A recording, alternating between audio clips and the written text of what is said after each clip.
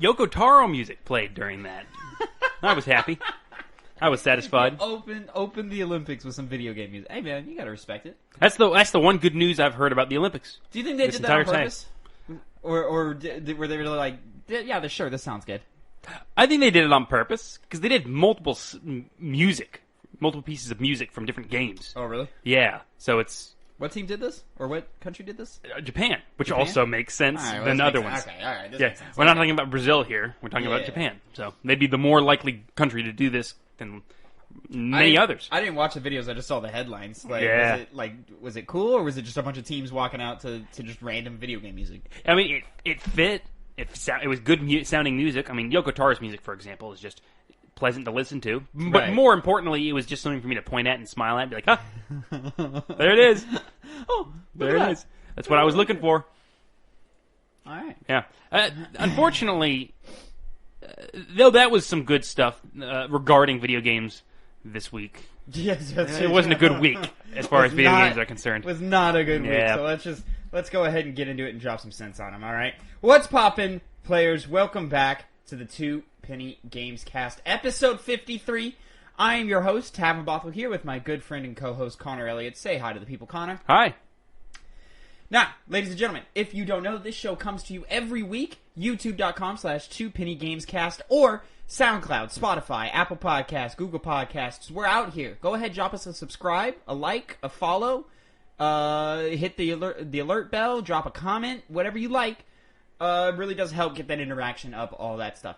If you want to watch us play live, you can watch us Tuesdays, 1 p.m. Central Time, twitch.tv/2pennygames, where me and my good buddy Phil do our show Hype, Hyep, Have You Ever Played, in which one of us shows the other one a game that the other has never played before. This last time, we did Crash Bandicoot. There's going to be an After the Hype review following this podcast. Or you can catch the breakout episode Tuesday, 8 a.m., right before we go live with Have You Ever Played on twitch.tv/2pennygames. It'll be our review for Crash Bandicoot. Spoilers, Connor! Oh, spoilers? Spoilers. Some of those levels are hard. Yeah. Some of those levels are hard. Crash is not as easy of a game as you would think it would be. It's a hard game sometimes. Anyways, this show, Two Penny Gamescast, is a show where me and Connor come to you every week with two topics each, 2 pennies, if you will, and give you our 2 cents on them. That is topics about the new news in the video game industry. And, I didn't know if you were going to bring it up, this is the closest we're going to get to it being the anniversary episode. We're 2 days off. I mean, last week was the anniversary episode. We're 2 days off from our first video. Our first video would have been 2 days.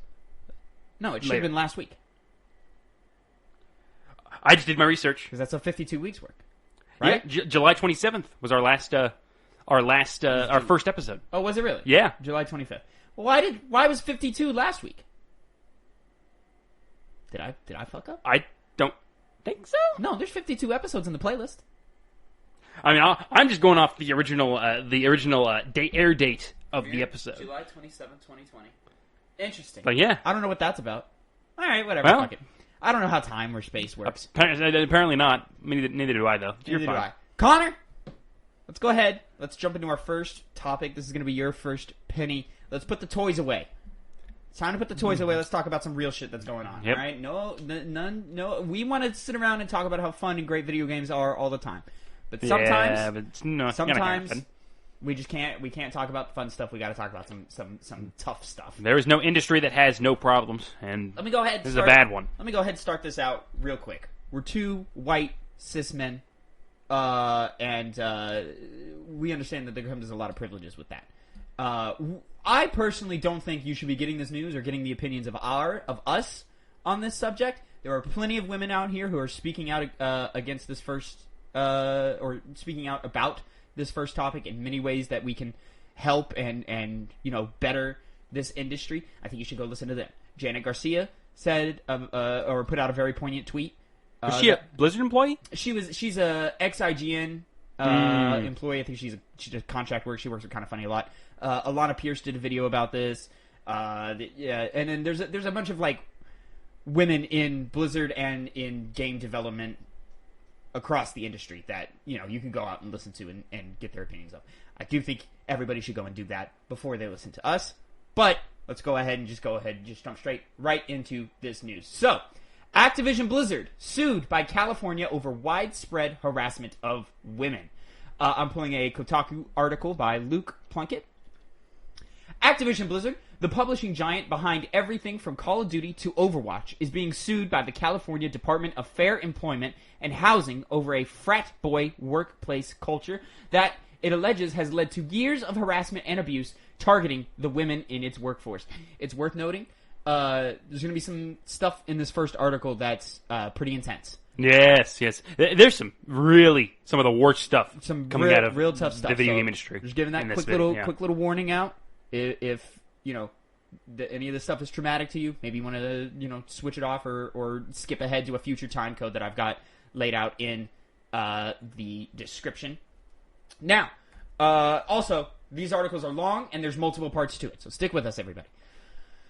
And then specifically, the Kotaku even puts a content warning for suicide, harassment, and rape. Continuing, Bloomberg reports that the suit filed on July 20th is the culmination of a 2-year investigation into the publisher by the department, which says that Activision Blizzard's, quote, compliance with California's broad workplace protections is long overdue. To enforce such compliance, the case says, DFEH brings this government enforcement action seeking to remedy, prevent, and deter Activision Blizzard's violations of states' civil rights and equal pay laws, while pointing out the lack of women in leadership positions at the company and the difficulties they have faced in gaining promotions. The suit also highlights enormous pay discrepancies at the executive level between women and men, and says women are not only promoted more slowly, they're also terminated more quickly than their male counterparts. The company's frat boy work culture is also mentioned as a breeding ground for harassment and discrimination against women. Some of the examples provided include, and then we're reading off some examples given by the case here. In the office, women are subjected to cube crawls, in which male employees drink copious amounts of alcohol as they crawl their way through various cubicles in the office, and often engage in inappropriate behavior toward female employees. Male employees proudly come into work hungover, play video games for long periods of time during work, while delegating their responsibilities to female employees. Engage in banter about their sexual encounters, talk openly about female bodies, and joke about rape. Female employees are subjected to constant sexual harassment, including having to continually fend off unwanted sexual comments and advances by their male coworkers and supervisors, and being groped at the cube crawls and other company events. High-ranking executives and creators engaged in blatant sexual harassment without repercussions.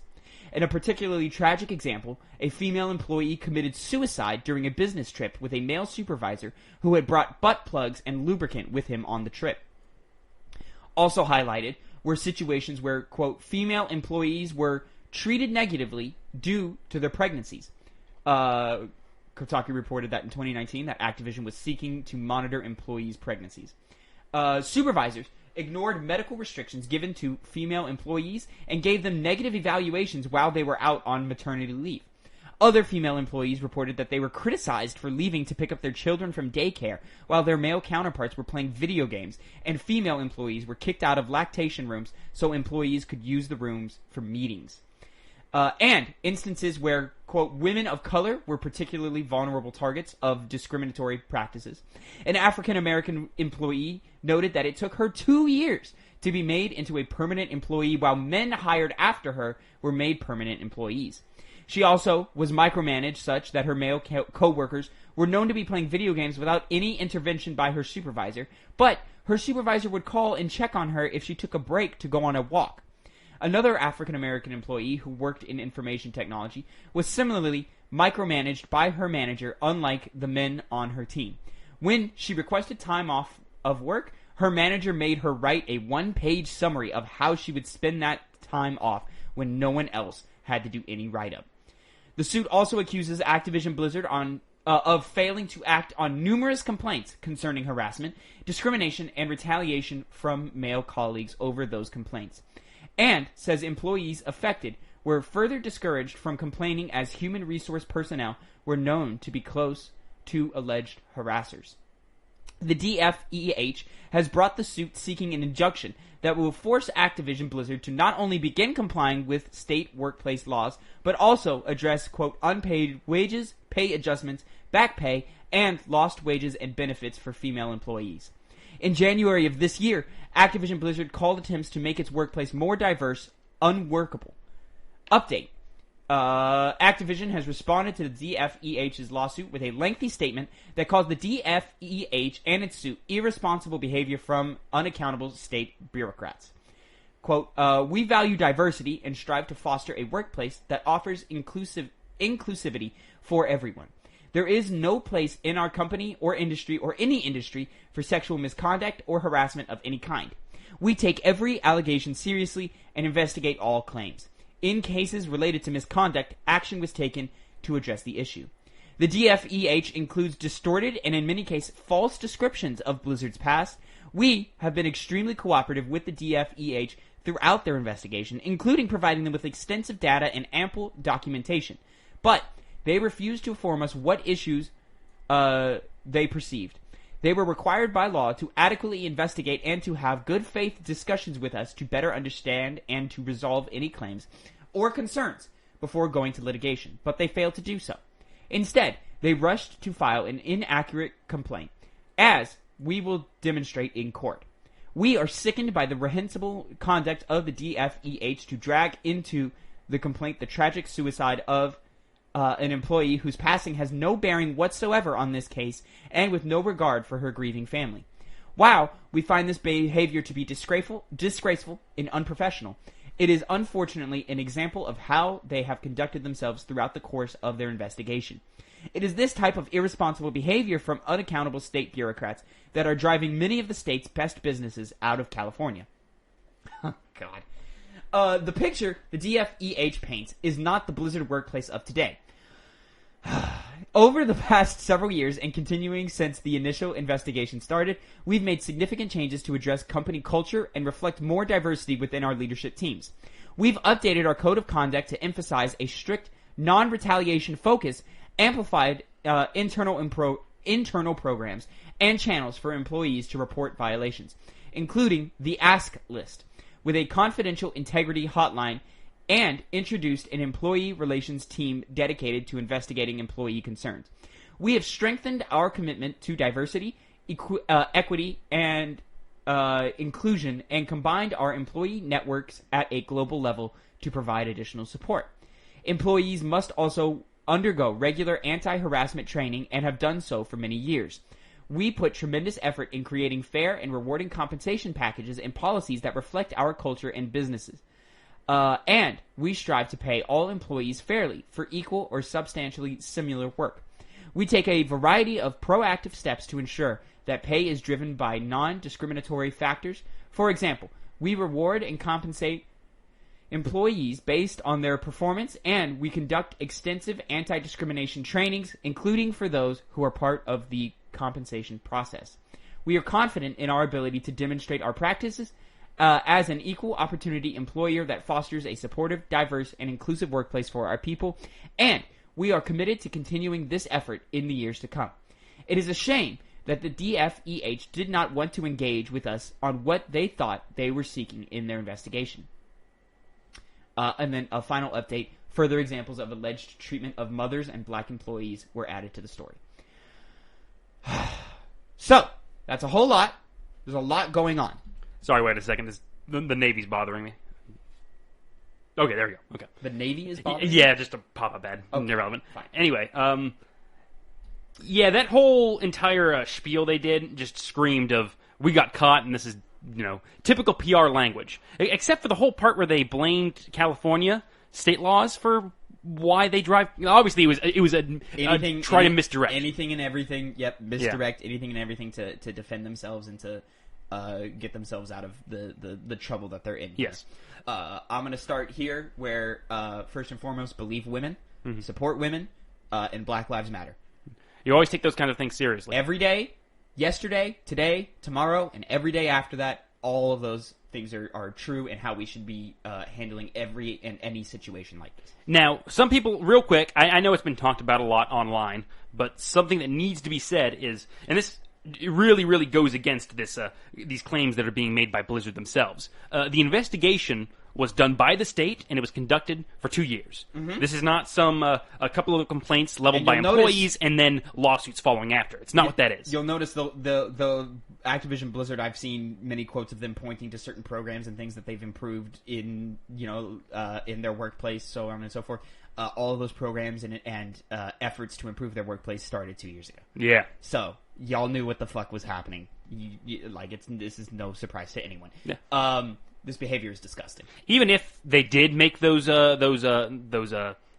employee relation branches, it's impossible to say that those actually were carrying out their jobs efficiently and they weren't being corrupted from the inside by the same people that were causing the problems in the first place. And there's no outside group to actually monitor them, so they can really claim they're doing work to try and prevent this kind of harassment from happening while actually not doing anything in the long run. I mean, we're seeing similar behavior from Ubisoft. Mm-hmm. Yes. We covered over the last few weeks how no real repercussions or changes have come because of their sexual misconduct and harassment that they've been dealing with over the last year and a half, 2 years now. This is really a shame, but it's not surprising. Not really, no. Not in this industry, man. This industry, I think, attracts a lot of nerds and a lot of people who grew up in an era where it wasn't cool to like nerdy things. And now that they have, these big jobs in which women and people of color, are into now, and now that, gaming is cool and accepted in the mainstream now, and now that it's the, highest grossing form of, or highest grossing medium in the world, I think these nerds and these losers who grew up in this industry and found places to work with, fucking got their egos blown up, and they think they're entitled to things that they're not, and they're, entitled to treat other human beings like shit. And it's fucking disgusting. And they not only do they need to be held accountable for this, they need to be kicked the fuck out. They need to go. Yes, which is the big issue because they might not. If it goes the way of Ubisoft, which, granted, didn't get as much press coverage as this did, it may not lead to anything. State governments aren't involved in Ubisoft. Yes. And the big issue with this, as opposed to something like Ubisoft, is despite all this bad information we don't exactly have names. There's no specific person that's being linked to this kind of thing. I mean, we don't need them. Well, I guess we definitely need names to know bro, who's this dude is doing this thing. But it sounds like it's a culture thing. It's the entire studio. It's a problem with the whole system is fucked here. Which it's not like Ubisoft where it was specific leaders and stuff that were causing issues. Yes, it's from top to bottom. It's an issue. Well, when you have a culture like this, because it is a culture, you're right. You need to have people to make examples of, first and foremost. You have to bring the hammer down on them to show if you do this kind of things, there are going to be repercussions. It's not going to be a simple matter of just losing your job, but prison time. Because that's what has to happen for people like this. Yep. That's always... I'm kind of unsure about what to do beyond that, but I know that needs to be the first step to actually instill some fear in these people to actually go forward with punishing them. It's just unfortunate because... I'm not going to call us members of the media, but I'll say gaming enthusiasts like us, and then just your average consumers and gamers, we feel a little lost in this situation because we want to help, and there are ways in which, we think maybe we can, but it gets tricky very quickly. My first instinct was to immediately ban coverage of Activision Blizzard outside of updates of stories like this. Not talk about Overwatch 2 ever again. Diablo 4, never talk about. Call of Duty, never talk about, et cetera, et cetera, et cetera. And then, never financially support those games either. But there are, I'm sure, good people who work at these studios who work hard and are doing their best, and I do want to support them. Yeah. So, doing a full-on ban of that doesn't really help. That actually hurts. It'll close the studio, and then who knows if these people can find jobs in this industry. It's already hard enough before COVID. Yeah. And even the people that didn't do anything wrong, you also take into consideration the people that had this bad stuff happen to them because they still need a job. Yeah. Maybe they want to keep working at Activision just in a way where that culture is no longer existent. Exactly. It could just be harmful to them. I mean, it really does just gets tricky on our level of what can we do other than, I mean, we've just got to call out the bullshit when we see it, and we have to hold, people accountable. So for me personally, anytime Activision comes up in the news, I'm bringing this up. Yeah, it's until and this is also very hard to gauge when this is. When the Call of Duty this year inevitably gets announced, it's getting announced with me alongside saying, yeah, but Activision sexually harasses their female employees. Yes. And racially discriminates against the people of color who work there. Until you actually have more confirmation that that's no longer a culture, that's when you stop bringing it up. Exactly. But until that happens, you do have to bring it up every chance you get. And it's going to be how I treat Activision, how I treat Activision Blizzard, and both sides of that coin, and it's how I treat Ubisoft from here going forward, because I just don't see any other way to support these victims and to support this industry in a positive way, other than making sure that those beats are covered every time until we see that it's improved, like you said. Yeah. Oh, specifically, one of the things that did piss me off a lot was the suicide story, and the false care that Blizzard put out for her, saying how dare they, not take into consideration the feelings of her families. Even though they also didn't mention that the employee had very, very, gross tools with him on a business trip while she killed herself. Exactly. Obviously, and I'm pretty shady. I'm sure intense sexual harassment was happening there, yes. and some, who knows, maybe some rape or something. I feel very sorry for that employee and her family and people who loved and cared for her. That's disgusting. It shouldn't have happened. So that happened. What day was that story dropped? I was in Florida. I want to say it was Wednesday. It was like right after you. It was basically like right after you left. I want to say it was Wednesday or Thursday that story dropped. I think it was Wednesday. I'm pretty confident it was. And then the next day, Blizzard co-founder and former CEO respond to it with a statement that, well, let's get into it. So I'm pulling Game Informer Liana Rupert. This is the same topic, just to be clear. This past week, legal documents regarding a lawsuit from the state of California against Activision Blizzard surfaced. The lawsuit's details are graphic, disturbing, and detailed in a way that is causing both the gaming community and the industry to take action. Following the initial report, Blizzard co-founder and former CEO Mike Morhaime has released his own statement. Unlike Activision's response, Morhaime took full responsibility for the failings of the company concerning the sexual harassment, gender discrimination, and toxic behavior that was reported to be prevented within the company's culture. Morhaime took to Twitter with an extended apology to those in the company he used to lead. The first portion of his response directly called out attention to the allegations, lending support to those speaking out. Quote, "I have read the full complaint against Activision Blizzard and many of the other stories," his statement began. "It is all very disturbing and difficult to read. I am ashamed. It feels like everything I thought I stood for has been washed away. What's worse, but even more important, real people have been harmed, and some women have had terrible experiences." He continues saying, "I was at Blizzard for 28 years. During that time, I tried very hard to create an environment that was safe and welcoming for people of all genders and backgrounds. I knew that it was not perfect, but clearly we were far from that goal. The fact that so many women were mistreated and were not supported means we let them down. In addition, we did not succeed in making it feel safe for people to tell their truth.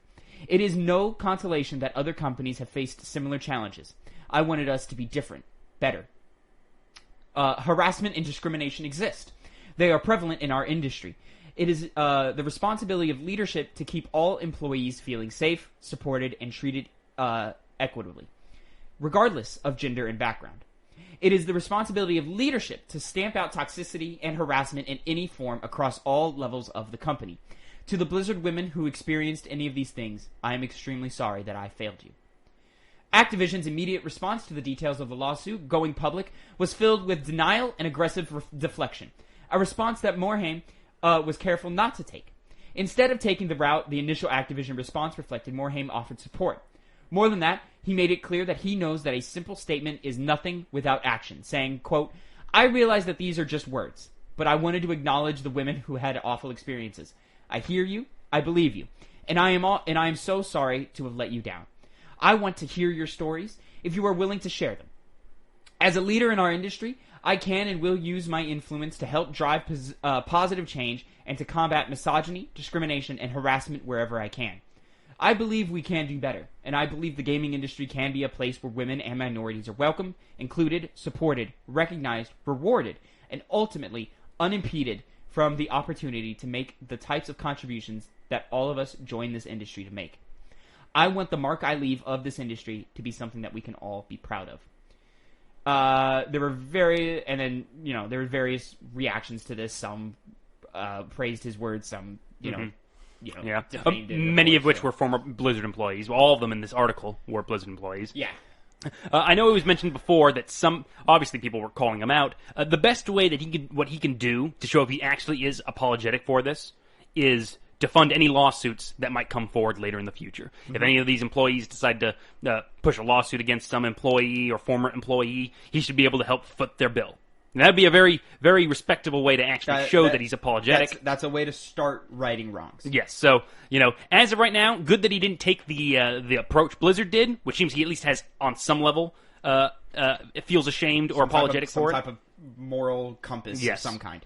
So I definitely hope that he backs that up with action, as you always should with situations like this. Should, yeah. Mm-hmm. Prove that this isn't just words. Prove that you're actually taking a stand for something here. Because if not, then you're even more morally bankrupt than the people harassing. Yeah. So, of course, this is going to be a story that we're going to have to come back to probably many, many times. It's a state, level lawsuit, so hopefully that means some real change will happen, and hopefully it becomes. It's unfortunate that it had to happen, but hopefully it becomes sort of a lightning rod, or it becomes our main example of how we can be better. Mm-hmm. And yeah, we need to be better. I mentioned it at the top. This is really not surprising with this industry. No. Sexual harassment runs rampant in it. I mean, you can tell with just the way that we present women in video games. It's getting better, but how often, every Mortal Kombat comes out and it's some chick wearing tight rags or something, where the men get full body armor. And, not every man. You do have your, what is his name? Johnny Cage? Johnny Cage in Mortal Kombat, who's just shirtless all the time or whatever, but, and to be fair, it's getting better than it was, but we're still not there. And if that's just how we advertise ourselves and how we present ourselves to the world, what is happening behind these closed doors to these women? These women are not respected as they should be. And this story came out, and I saw a lot of reactions like, oh, "I can't believe this is happening. This is horrible." Da, da, da. This is not surprising to me at all. If you pay attention, you hear of these stories all the time. Like whether it's whispers, whether it's just a few mentions on Twitter, whether it's ex-employees talking in YouTube videos or something. This is a problem that has been known if you're paying enough attention. And the problem is that we haven't been paying attention. Yeah. And we should. To make parallels to something like, I don't want to say Hollywood, because I know there's like a better way to describe it, but it's the same issue there. Usually you have those whispers come around, and no one actually says anything until a story like this breaks. Which also goes to show the importance of it, because it really starts making people who otherwise wouldn't speak out more confident to speak out, because now there's a movement to help back them up. So hopefully we see some more retribution against some of these people. I would really like to see that, and some repayments directed at the people who have been affected by this. And I'll say it's on us as men, and specifically white men, to really step up. And when we see something, we say something. If we hear somebody make a comment that's inappropriate, we stop it there. Hey, bro, that's not cool. That's inappropriate. Don't talk like that. Something like that. It doesn't matter if it makes you nervous or if it makes you uncomfortable. It's wrong, and it's on us to fight that, or else no change will really happen. Mm-hmm. These women need help. They need allies, because even though they're incredibly strong and they can carry these burdens alone, they shouldn't have to. and the help that we can provide them would go so much farther, and change can happen so much quicker if we're right alongside them in this fight. Connor, that's a heavy first topic, but not done yet. Not done yet. I do wish we could get to the fun parts, but it's important that we get through our work here. So, pulling another article from Kotaku by Ethan Gott, "The Messy Stalled Reckoning at an Assassin's Creed Co-Developer," it's titled. Quote, "Ubisoft Singapore has been known internally to be one of the worst Ubisoft studios in terms of culture," said one former developer at the publisher of Assassin's Creed and Far Cry. Quote, "People would visit from other studios and be like, what the fuck is wrong here? More than any publisher of its size, Ubisoft loves to spotlight the people behind its game." Excuse me. "Developer interviews are featured prominently on the company's website and social media channels. Oh my goodness, excuse me. Its writers, designers, programmers, and artists appear at E3 and other industry events to geek out about their projects and help put a human face on $100 million projects. But the reality on the studio floor is often very different, and Ubisoft Singapore is a perfect example. Ubisoft Singapore, which has led development on the pirate blockbuster Skull and Bones and co-developed Assassin's Creed Valhalla and Immortals Phoenix Rising, was created in 2008. In exchange for setting up shop on the tropical island city-state and hiring local talent, Singapore's government would provide the French company with generous subsidies, according to 3 sources with knowledge of the agreement. Like the 17 studios that came before it, Ubisoft Singapore... Jesus, 17 before it? There's 18 studios under Ubisoft? Ubisoft's all around the world. They're global. I knew that, but they're fucking huge. Anyways. Like the 17 studios that came before it, Ubisoft Singapore would help the mega publisher churn out sequels for franchises like Assassin's Creed. In return, local talent would be trained up, jump-starting a new game development revolution in Singapore, and eventually taking the reins of the growing studio themselves. Years later, some say that hasn't quite happened. Ubisoft soak up the government subsidies while not paying some local junior developers enough to move out of their parents' home. Some would eventually filter out of the studio, and after gaining experience working on global blockbusters, while others who stayed were rarely promoted to the highest reaches of its managerial and creative departments. Some said the de facto arrangement could even give Ubisoft Singapore the feel of a colonial outpost in a country with a history of domination by European powers. Some workers described the unofficial pitch as, go do a 1 or 2 year tour in the exotic Ubisoft Singapore, enjoy the tropical climate and easy access to nearby vacation hotspots in neighboring countries, and maybe even find romance along the way. Jesus Christ. Quote, "They had 10 years to integrate," said one former developer. "They just value the face of the company more than the actual employees," another former Ubisoft worker said. While problems at Ubisoft Montreal, Toronto, Quebec, Montpellier, and the head Paris office had been widely documented, Ubisoft Singapore has gotten less attention. But, based on interviews with over 20 current and former employees there was no shortage of issues, ranging from sexual harassment and racial pay disparities to bullying by managers. Most of the middle management and staff are, quote, absolutely lovely, talented people with the potential to make amazing games, said one former developer. But bad projects, toxic leaders, and the feeling that developers weren't empowered in the face of office politics could often sabotage that potential. Many of those toxic working conditions happened under the leadership of Hughes Ricoeur? Anyways. Former managing director at the studio who was responsible for overseeing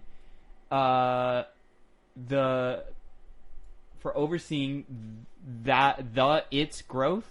I think the was not meant to be in there. I see. Overseeing its growth and how resources were deployed across various projects. Quote, "The head was rotten, so the body was incapable of functioning properly," one developer said of his tenure. Ricoeur was eventually forced out of his role at Ubisoft Singapore last fall to the relief of many developers who spoke with Kotaku. But many were shocked to hear that he would remain at the company as production intelligence director in Ubisoft's headquarters, now responsible for operational matters on the publisher's AAA games, according to his LinkedIn page. The company said that the results of a new leadership audit made it clear he couldn't carry on as the studio's boss, though for many, Ricoeur's toxic management style was an open secret for years. When asked to comment, he referred Kotaku to Ubisoft PR. In response to many of these allegations, Ubisoft released the following statement. It refused to answer any specific questions or concerns raised by Kotaku based on its reporting, or make anyone available for an interview. Quote, "We celebrate our international culture at Ubisoft and work to ensure our teams are deeply integrated into the local communities where we operate. We do not and will not tolerate abuse, harassment, or discrimination at any level. Ubisoft Singapore is proud of the studio culture that has been built over the last 13 years with 35 nationalities and talent coming from a wide range of background. 40% of expert and senior expert roles are Singaporean or permanent residents.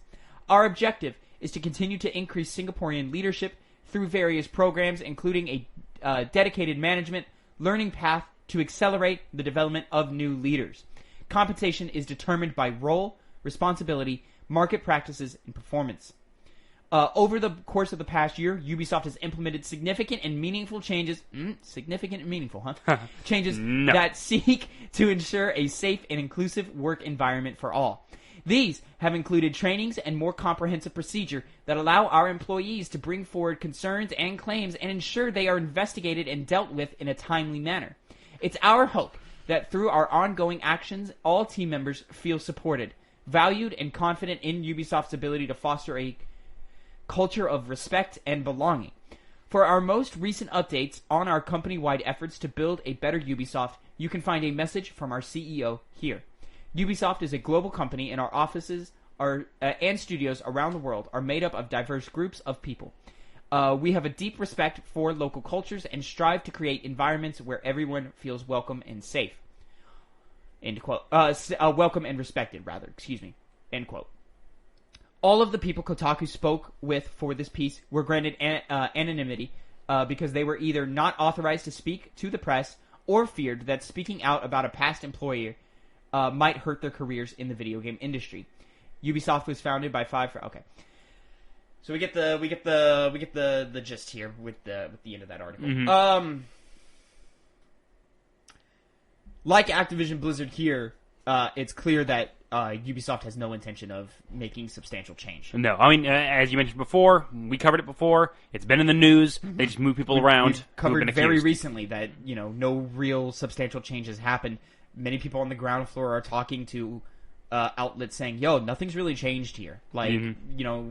We stirred up a mess on Twitter. People felt the fire for a little bit, so much so that Yves Guillemot's CEO of Ubisoft had to address it very poorly in that Ubisoft Forward.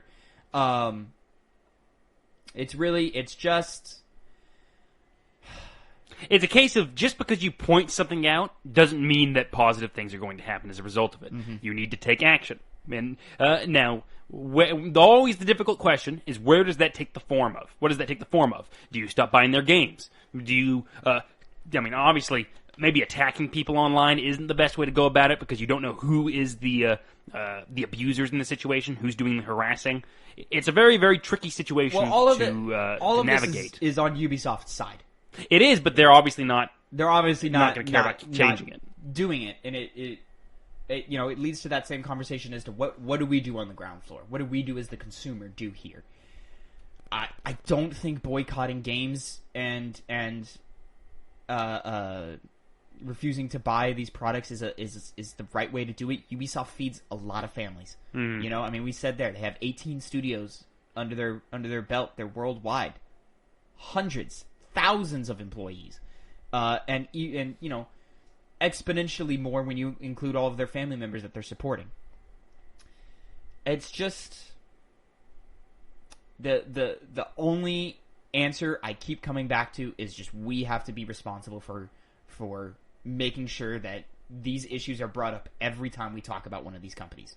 Every single time a Ubisoft, when we get to the end of this podcast and we do the What We've Been Playing segment, every time a Ubisoft game is brought up, we have to bring up these issues. Every time an Activision Blizzard game is brought up, we have to bring up these issues. Yes. It has to be alongside every conversation associated with these companies, because otherwise, I just don't see how it can improve, and these are the bare minimum things that we can do on the ground floor. Yeah, it becomes very difficult because, as it says at the end of this, anonymity was granted to all these people because something like the video game industry as a whole can just your entire career in that industry can be impacted by what you say. Exactly. So even if you have the right intentions, it will just come back at you, and worse yet, nothing probably will be even done about it unless actual laws come into place to try and the book is thrown at the people that are causing these problems. Exactly. Which is an issue because employees have a hard time being able to come out and speak about it. It's just a very difficult and they have situation. Issues where their HR doesn't take them seriously, or their HR looks for an excuse to dismiss their case, or or these cases are handled inappropriately, and it's not done with the anonymity that it's supposed to internally. Yes. And that creates more workplace drama, and that's more toxic. That's a more toxic culture that you have to deal with every day. It makes it really hard to go to work where you just want to make cool games for people. Yeah. And the people who speak out to outlets like Kotaku here, thank you, first of all, for saying something and bringing it to our attention. But it's also important to note that they're like, hey man, there's a lot of people who work here who are really good and really talented and really great people. It's just unfortunate that from a leadership level, it's just not enforced in a way to where everybody can be happy and supported and respected. Mm-hmm. And lordy, do I hope this changes. This is a hard week here for this industry, and I really do hope we find some way to make it better. Yeah. Yeah. And we take the necessary steps. We take our medicine in making it better. Anyways, Connor, let's go ahead and move on to our third topic of the day, my first penny. Hard to transition into this. It is real hard. Especially because it's a Ubisoft game, but let's go ahead and talk about it just because it was mentioned, I believe last week we talked about how this is happening or something. I don't know. I'm mostly just more interested on it from the business side of things than the product itself. But let's go ahead and do it. Ubisoft unveils Tom Clancy's Xdefiant, a free-to-play multiplayer shooter. IGN reported this with Rebecca Valentine. Excuse me. I don't know what's going on with me today. Some kind of indigestion. You ate Taco Bell. I didn't, though. That was Phil. Phil ate the Taco Bell. You threw away his trash. That's okay. That makes more sense. All right. Today, Ubisoft, today being the 19th, today, Ubisoft has unveiled the next game entry in the Tom Clancy universe, Xdefiant, a free-to-play 6v6 shooter featuring groups from across the Tom Clancy universe. It's being developed by Ubisoft San Francisco, led by Mark Rubin as executive producer and Jason Schroeder as creative director. In the reveal trailer today, we got a look at the number of the competitive FPS's features, including a number of maps, characters, and abilities. One of the more notable features is the playstyle customization, where players first select a faction from among Tom Clancy universe groups, such as the Wolves, Ghost Recon, Echelon, Splinter Cell, Outcast, Cleaners, from The Division, and more, with more planned for release after launch and each with its own unique abilities. Alongside their factions, players can fully customize a loadout of primary and secondary weapons, attachments, and more, with weapons not limited by faction. These loadouts can also be adjusted during combat at respawn. Additionally, Xdefiant includes multiple game modes, including domination and escort missions, and a number of different maps. Xdefiant is coming to PlayStation 5, PlayStation 4, Xbox Series X and S, Xbox One, PC, Stadia, Luna, and Ubisoft Connect. I didn't expect that Stadia part to come out. Literally. With a beta planned for August 5th on PC, you can sign up for the beta now. So, let me get it out of the way. This looks boring. This is one of the more generic shooters I've ever seen in my life. It's worth noting that the art style, not terrible. No. Much more colorful than many shooters that are on the market, and especially for a Tom Clancy game, very colorful. Mm-hmm. Dude, if I was Tom Clancy, I'd be rolling in my fucking grave with the amount they use. I know. Ubisoft, dude. He turned from a guy who knew about government secrets and made books about them to this. It just sucks for him. Yeah, man, this is unfortunate. This is not what this legacy should be. listen, several of these games that they're combining here, I'm fans of. You know, I enjoyed The Division. I'm a big Splinter Cell fan. I did like Ghost Recon back in the day, but, you know, with their more recent titles, not the biggest fan. And, yeah, man, this just did nothing for me. Yeah. Like, yeah, I know. And it really should have, because on paper, it does all the things that most shooters I like when they do these things. You know, it's not, you know, the quickest, based off of the gameplay trailer that they showed. The time to kill is lower than other games, but it's not as low as games like Halo or Apex Legends. But it's, you know, it's lower than your Rainbow Six Siege or your Call of Duties. So we're kind of in that middle ground where you can take a few shots before you die. Mm-hmm. I like that. That works for me, because I think the Twitch, like, just flick, get a headshot doesn't work for me. Mm-hmm. Mostly because I'm bad. Okay, yeah, sure, whatever. Yeah, I didn't say anything, Tavin. You thought it, though. I saw it in your eyes. didn't. I saw it in your eyes. What are you talking about? You're like, man, Tavin is trash, bro. No. Never. Maybe if they spent more time trying to fix their internal problems, they wouldn't make bad games. They can make more interesting games. Yeah, maybe. So in here, 6v6, I think that's good amounts. It looks like all of the marketing that they're doing so far, it seems like they have plans to support this game for a long time to come. We'll find out. Elite Squad got shut down less than 12 months after launch. I didn't even know that mobile game launched. And that had the same thing where we're combining different elements from different games or whatever. But, yeah. It's good. It's good that it's free to play, man. Yeah, that doesn't mean it's going to succeed, though. No. Something like, I remember Hyperscape. That came out, just died immediately. So Granted, Hyperscape had had other issues than this. And I'll say, the game doesn't look bad. It looks like a fine game. It just looks generic as all hell. There's no reason that I'm involved. They have all of these, like, different classes with the different factions and stuff, and you can be like, oh, you can do this, and then it's basically like their way of doing hero shooter, but like a diet hero version of a hero shooter. You know what I mean? Like a diet version of that, where it's like, yeah, those abilities are kind of there, but like they're only like moderately there. It's mostly still based on the gunplay. They had a heavy emphasis in their trailers, like, man, this is a shooter first. Like, to which I say, was anybody in doubt of this? Like, did we think this was something else? Like, this is Ubisoft. Y'all do Rainbow Six Siege. Like, we know you guys can do really great shooters. It just does nothing to stand out when there's better games that you can put your time into. Exactly. Because these games are time sinks. You're going to spend a lot of time playing them. 100%. So you got to make sure you're actually getting something special to have an investment there. You have to justify. Games are no longer fighting for my $60. You're fighting for my time now. Yeah. And you're not making a great case for yourself. But on paper, you're doing all the things that you should. Asterisks should. You're supporting your game, fully customizable. 6v6. Customize your loadout on the fly. All of these things sound great.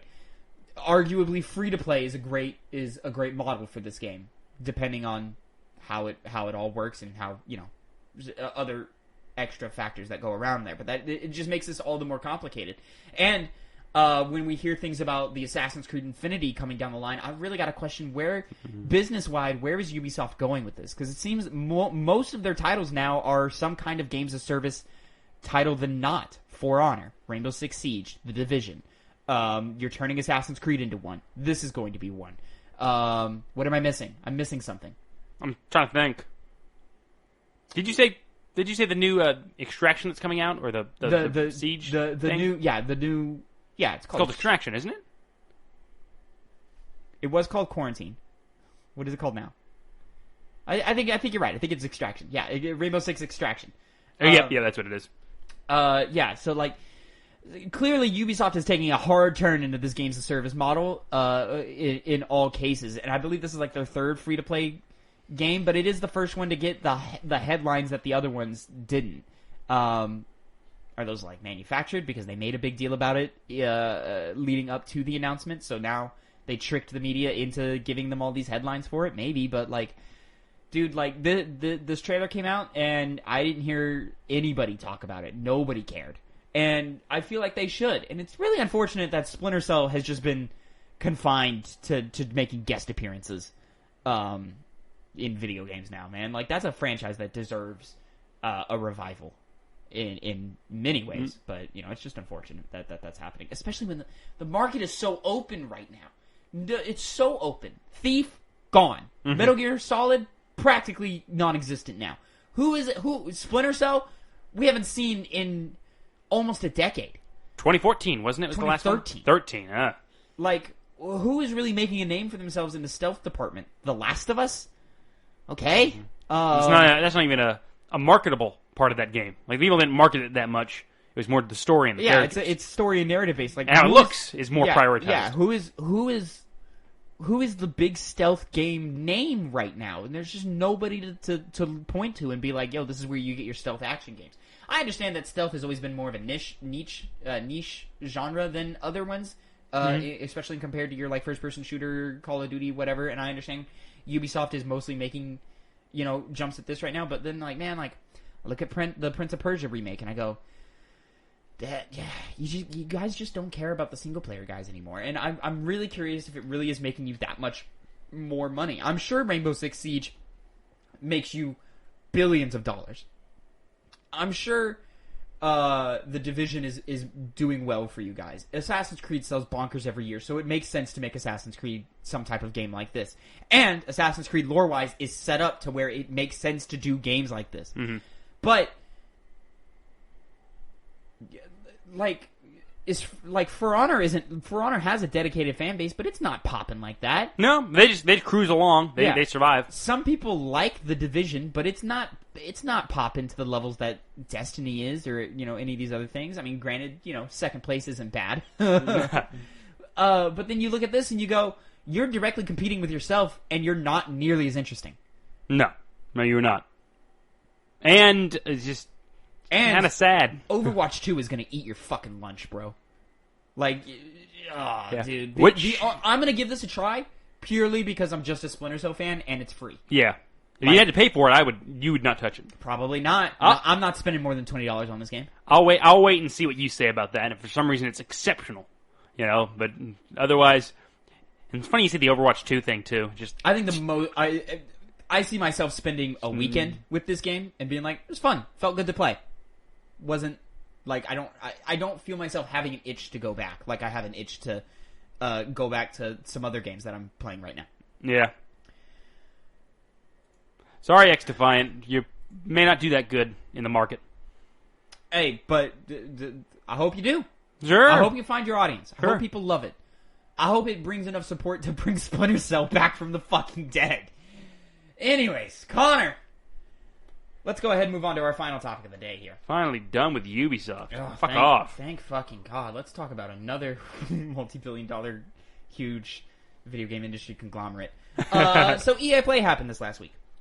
I will be the first to say this. Oh. Just because I think it's important too. I was going to cue you up for it, but go ahead. Oh, you were? Yeah. Oh, well. I did not watch this. You didn't watch it? At all. No. No? I had no interest beyond one trailer that I ended up watching. We'll talk about. But everything else, you're the knowledgeable person on this front. I watched it while I was editing YouTube videos. Ooh. And you said it was boring. Oh, dude, I made it about 5 minutes in, and I said, you know what, I really got to get these hype videos edited. Let me get this done. Which, by the way, you can watch our Metal Gear Solid, Phil playing through Metal Gear Solid right now at youtube.com/Penny Gamescast. First 4 parts are up currently. More to come along the way. You're really whoring yourself out with these marketing tactics, aren't you? It's promotion, buddy. It's the brand, man. I'm all about this brand, man. One thing people can't say is that I don't commit. No, you do not. You do commit to that. I commit. No one can deny that at all. Anyways, EA Play. EA Play, wow, yeah, it didn't have anything that I was really interested or looking forward to. Granted, they did a good job of lowering expectations and saying, yo, like Mass Effect, BioWare as a whole, not gonna be here. Star Wars, they ain't here. Nobody's here. Nobody's here. Skate, we're not here. No. Nobody's here. And I was like, alright, cool. So we're getting the Dead Space announcement, which we already knew about because it leaked a month ago. Yep. That wasn't a false leak. Wasn't a false leak. And then we're getting Battlefield and maybe some indie stuff. And that was pretty much exactly what we got. Mm-hmm. It's worth noting the indie game, what is it called? The random game, EA, what is that fucking game called? EA Random? What the fuck is it called? Lost in Random. Lost in Random is an indie game that EA is supporting through their EA, whatever their indie program is over there at EA. You know, at the same way they support the It Takes Two guys. Lost in Random looks cool. It looks fun. I'll probably try it out and fuck around with it. Especially because it comes out in a year where video game releases are pretty limited. Because we're now facing all of those. What is it called when you throw a rock into a pool? The echoes. Or the You know what I'm talking about? Damn it! I know. What is this word? I was like the ripples. Yeah. Look at us, same time. Anyways, we're now facing these ripple effects in the industry because of this thing. Anyway, so Lost in Random looks cool. They spent a lot of time with their sports games, of course. They spent a lot of time with Battlefield, of course. Battlefield looks cool. They got a couple of cool modes, some co-op and survival type modes that are I'll probably be playing that anyway. All of it looks cool, man. All of it looks great for Battlefield fans. I don't like how Battlefield feels to play. So I'm curious. Is Knockout City still doing good? I remember it had a big there was Knockout City there as well. It seems to be doing fine-ish. Probably, you know, kind of slowed down. Yeah, it's probably not going to have juice outside of this year. Okay. So there's that. Obviously, the Dead Space kind of like with Fall Guys, where it's like Fall Guys was so big, but obviously Knockout City didn't hit those heights. But like Fall Guys fell off quick, big time, yeah. Anyways, yeah. So you know, Knockout City got some updates. Battlefield showed more gameplay and a bunch of different modes and stuff. Really, the big headliner is Dead Space. Yeah, that was what I was seeing all over my feed. I saw nothing else from the EA Play except Dead Space. So. Pretty obvious why, because everyone loves Dead Space. Everybody looks back at that game fondly, and now we're getting a remake. Yeah, that game was very important when it came out. It was very important. Very important. I hesitate to call it a classic game. I hesitate to say it's a must-play game. But it's a really, really great game, and it's a really important game. Yes. I think I've said it once before. It's held up extremely well. Just played it recently. Go play it. It's a very fun experience. Super well made experience.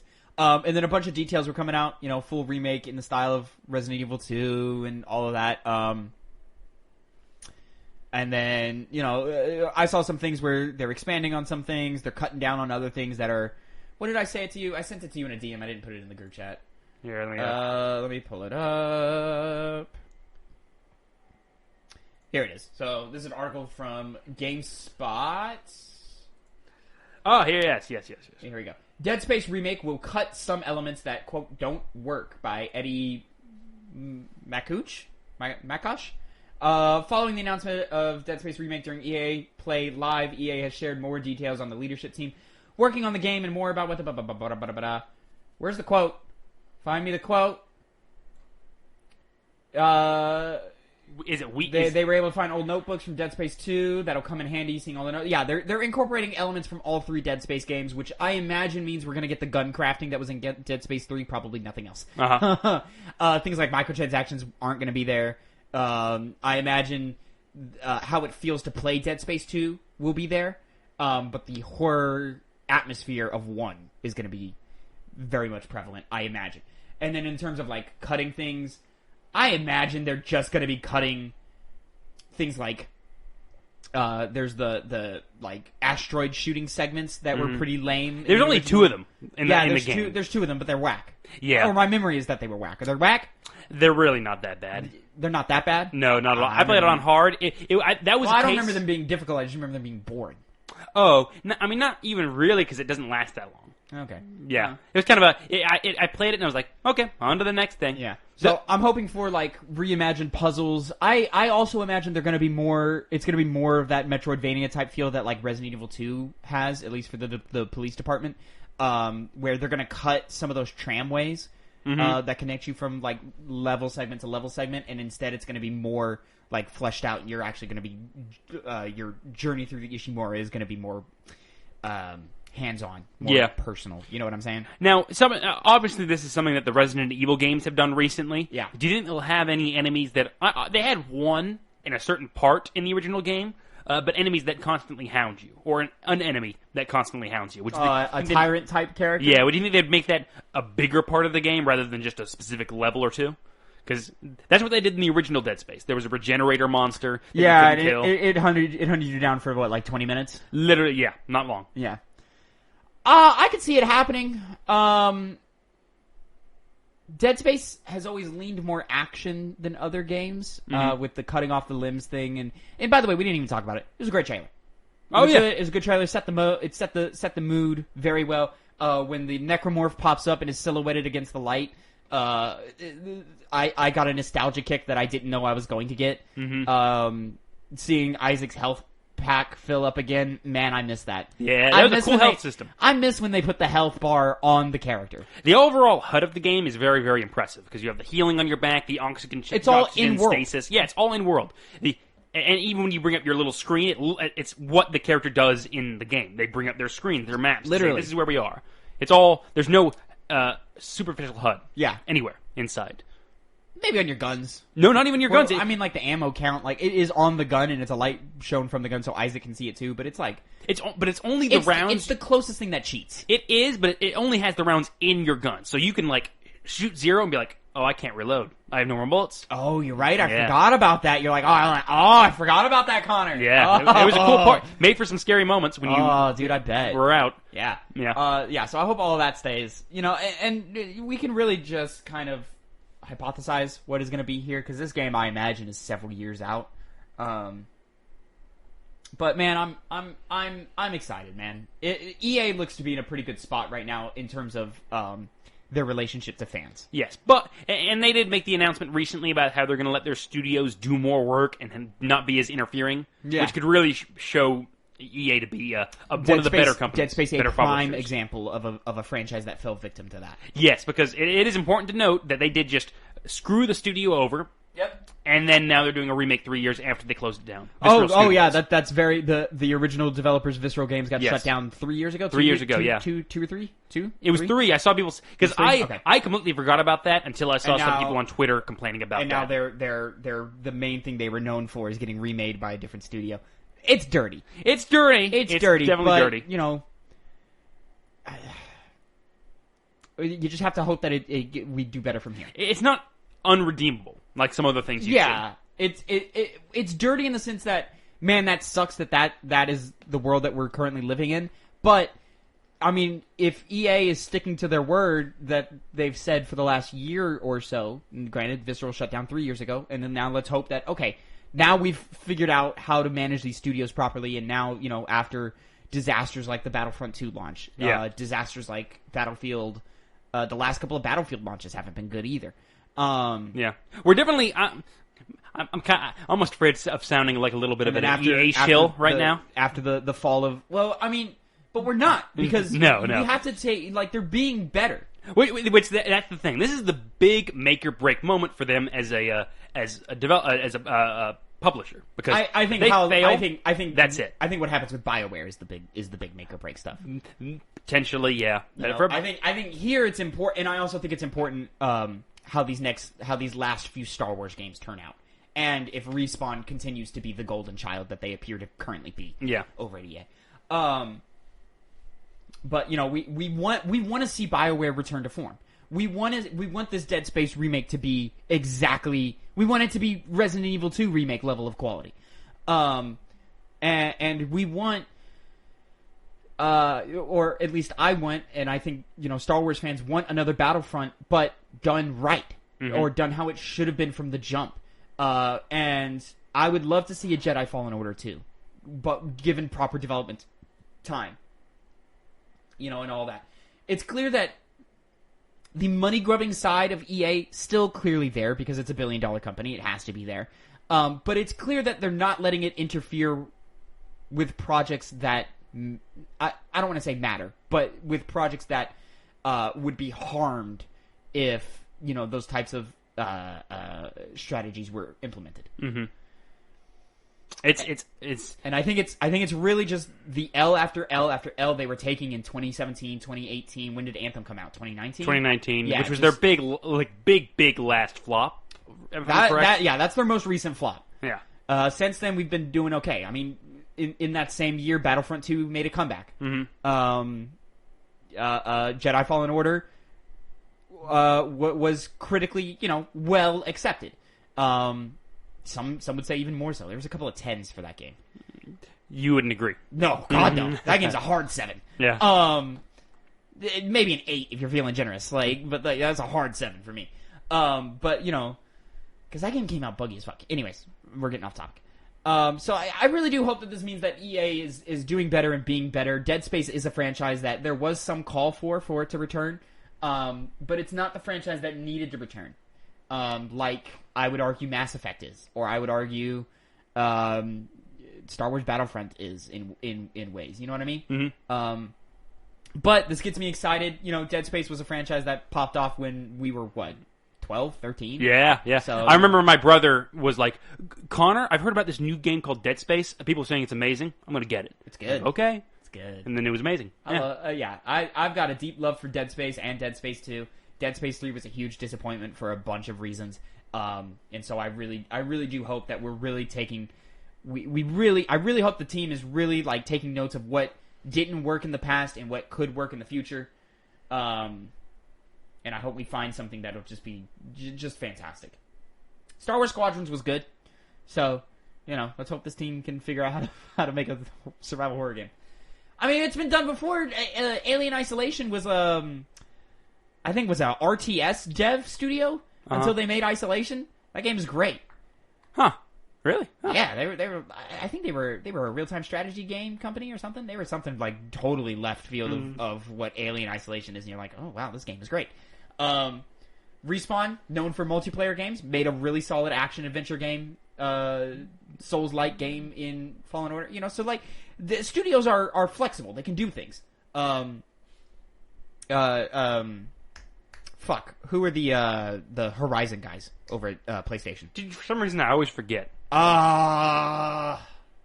I'll know when to say. Not Santa Monica. It's. I'll know.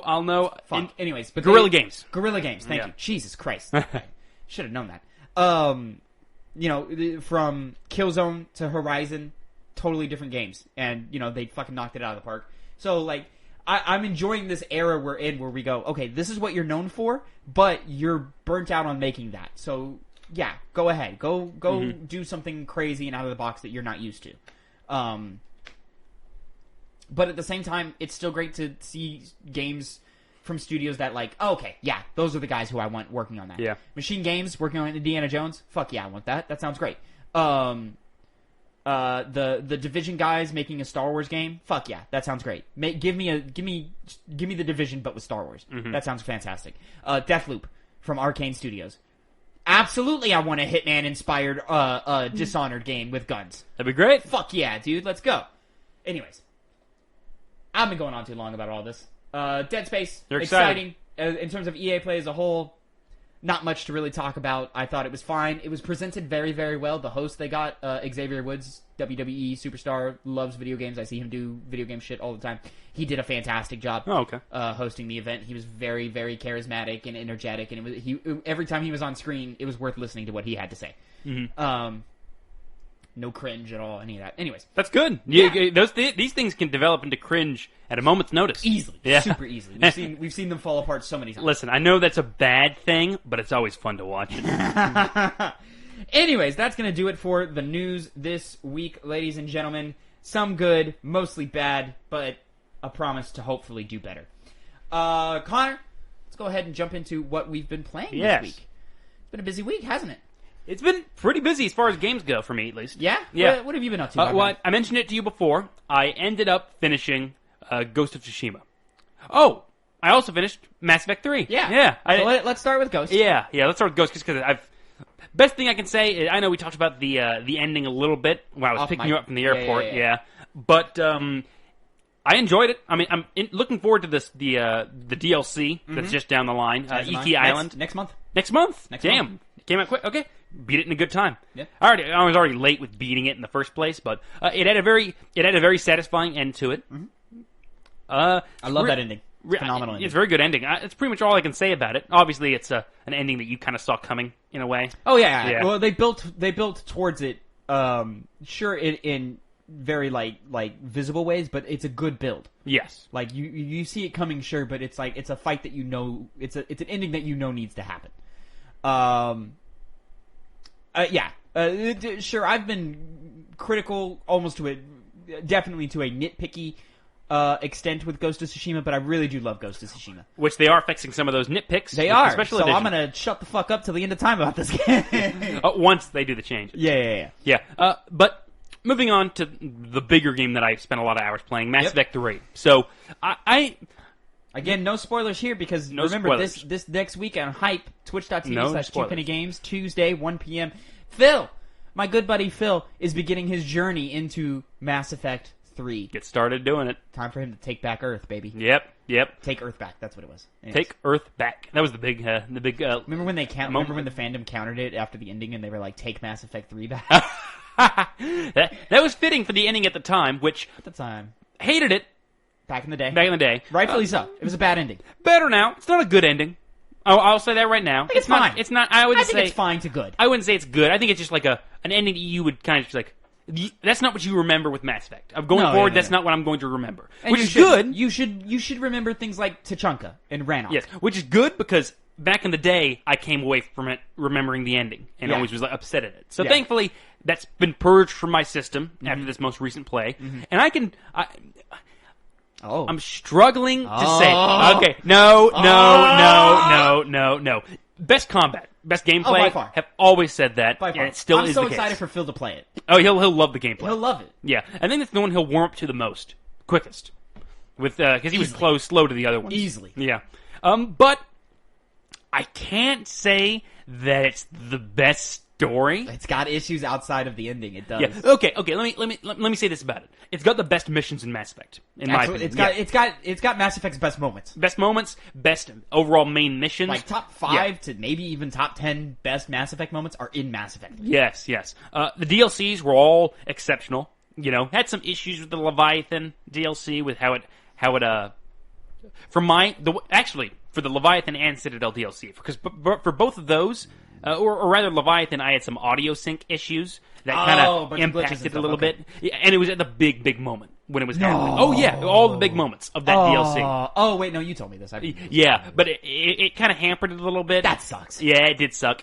That was honestly the most underwhelming DLC out of all of them. Leviathan? Yeah, I would say that without a doubt of certainty, without a single bit of doubt. See, I'm not a fan of the Omega. I know you're not. Let me rephrase that. Omega's fine. I just think Omega's meh. Yeah, I thought Omega was pretty damn good, but obviously the best one was the Citadel DLC. I don't think anybody can. Loved that DLC. That was absolutely amazing. That's a top 3 moment in video game. Yeah, in Mass Effect. I can see that. Yeah, so great. Which, leading to that, I talked to you about this for some fucking reason. Mine also messed up in that game as well, where I didn't get all the character interactions I could have. Yeah. And it just basically deleted my opportunity to do so. Yeah, and you told me you were doing things like you would start character moment with, or you would start moment with character A, but then like character C would show up. Yeah, and that happened multiple times. Sometimes I would start it and it just wouldn't happen. Mm-hmm. Like it would fade to black, like it's going to go into a cutscene, and then that's it. And for my love interest character, that happened, and I was like, oh well. Oh really? She's got a great scene too. I wouldn't know. You didn't go back on YouTube? I haven't yet. I will, because that only happened recently. The funny bits of that were great. Fantastic. Gameplay of it was pretty damn good. Man, it's great. Yeah, there is fan service there. Oh my god, I love it. Nice. Anyways, Mass Effect 3, I love that game. Yes. I like the cast more this time around, because I remember my issue with it before was I felt like I didn't like the cast, both in terms of their characters themselves and their role in combat, but that completely changed with this one. Really? Mass Effect 2 still has the best in that regard, but I would agree. Mass Effect 3, very, very functional, very entertaining, especially ones that I wasn't so hot on at first, like a character named James. I ended up liking him more. James is I like James, man. He's cool. He's not like an A tier character. No, he's not. But he functions as a part of him. He's good, man. You care about him. Yeah. I think the best new character they introduce is Trainer, who's not a squad mate, but I think she's phenomenal. No. Yeah. I can definitely agree with that. Especially her romance path is fantastic as well. Really well written. Yeah, she's the only, surprisingly, for someone who comes into the story so late. And she's an ensign character. She's not a cast member. She's not a party member. Yeah. You just talk to her from time to time. Yep. But she has just as much dialogue she has more special dialogue, than Liara does. I don't know about that. Because Liara has scenes. She has scenes. Oh, she definitely has good scenes. It seems like whenever I would go through the crew to talk to them individually after a mission, Trainer would always have something to say, but Liara would be like, "Thank you for stopping by, Commander." Oh, really? Yeah, happened to me a lot. Well, Trainer is also used as your as the giver of side quests. So in many cases, not all the cases, but in many cases, she's like, "Hey, Shepard, I intercepted communications. We should go do it." So yeah, she's gonna have more to say about some of these ancillary missions than Liara will. Liara is more centric to the main plot. And to talk about that, I love. It was a criticism I think back in the day, but I think now it's actually aged very well. Where they changed how dialogue works and how your crew works in Mass Effect 3. So in previous games, characters were at the same location every time, all the time. Garrus is always in the back of the ship. Joker's always in the front of the ship, et cetera, et cetera, et cetera. Yeah. And every time you would come to them, it would lock you into the classic Mass Effect camera style with the dialogue wheel popping up, but characters didn't always have something to say. And it wouldn't be worth recording a bunch of lines and a bunch of dialogue wheel required lines for smaller little things that we could include somewhere else or hear them talk about in their loyalty missions, for example. So it really, looking back, it caused these interactions to be much more limited. I go talk to Garrus after his loyalty mission. I have one more conversation after another mission, and then he's done. And then I don't need to talk to Garrus ever again. But in Mass Effect 3, they introduced it to where the dialogue wheel only comes up when it's important, and when it is connected to the main plot. Otherwise, the character will just say something. They'll have a line. They'll talk about the last mission, or they'll talk about their feelings of crewmates, or they'll talk about, or they'll just make a joke or something, or they'll talk about the state of the war or something like that. But you'll also find them because the dialogue wheel is locked to moments in plot versus the character and the location. That frees the character to move about the ship. Mm-hmm. So now, I'll keep using Garrus as our example. Now, Garrus can be found in the lounge, in the crew quarters, in the cockpit with Joker, and he'll interact with other characters. Yeah. He'll have lines with Liara. He'll have lines with Tali. He'll have lines with... Javik was one of them. Javik, and all these other characters. There's a great... I don't want to spoil that in case Phil is listening, but there's a great moment he has with James. Oh, very good moment, yeah. Oh, I love it. And so it really allows every character to have something to say after every mission. Mm-hmm. At least after every main mission. Also, you touched on it too. The camaraderie between the rest of the crew members really comes forward the most in Mass Effect 3, with them talking to each other all the time. Yeah. On intercoms or in the rooms together. Exactly. you'll walk into medbay and Chocolates will be talking to somebody. Yeah. Or something. You'll walk into the lounge and it'll be, oh shit, Tally's here and she's feeling a certain way because of reasons or whatever. And you're like, oh, that's interesting. Did your Vermeer survivor join your crew? Yes. Okay, cool. Interesting. Is that? Oh! The results of that character can end multiple ways. Yeah. By the way, one of the things I regret is choosing Kaidan over Ashley. Really? Kaidan's boring as shit. He was the most boring character in Mass Effect. Oh my god. I would say Jacob is the most boring, but it's honestly Kaidan. Because he's there all the time and they try to make him relevant. If you saved him, and I'm like, but at least he's you there. Again? He's not even there in 3. Jacob's not even there in 3. No, he's not. Slight spoilers. But, which Kaidan's romance makes it worth it, though, bro. Well, here's the thing, though. If I'm going to be a female character, I'm not getting with Kaidan. No. It's the other issue. It's you could have gotten with him as a male. Why would I ever do that either? There's no reason to. Literally, you are not incentivized to choose Kaidan over any character ever. Never. I think he's redeemed in 3. He's got a good arc in 3. He had a good arc, sure. I can look on paper and say, that's a better arc than, he could have otherwise had. But I don't like... Ashley's romance in 3 fucking sucks. I think it's trash. Good. I think Ashley is a trash character. It's a good damn thing. I don't think she ever gets better. See, I think she's just more entertaining than Kaidan. I can enjoy her. I guess. Either way... Anyways, Mass Effect 3 is a great game. It's a great game. Very, very good game. I'll think on the placement now.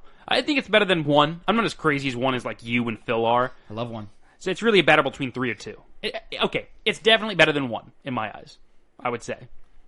I know. I wasn't going to say anything. Like, I know you were going to say anything. I made a face, I see your face. I tried to hold it back, but anyways. Yeah. But beyond that, the other game that I played a little bit of is Shin Megami Tensei Soul Hackers on the 3DS, which is a weird thing to be going to right now. Whose 3DS do you Spencer's. Because Spencer and Michael both I've had love your 3DS that game. for like 2 years. You've had them for a while now, which I was even telling Spencer and Michael, who gave me the game, I'll play it later, but I'm going to get mine back. He's like, well, just use mine. Here you go.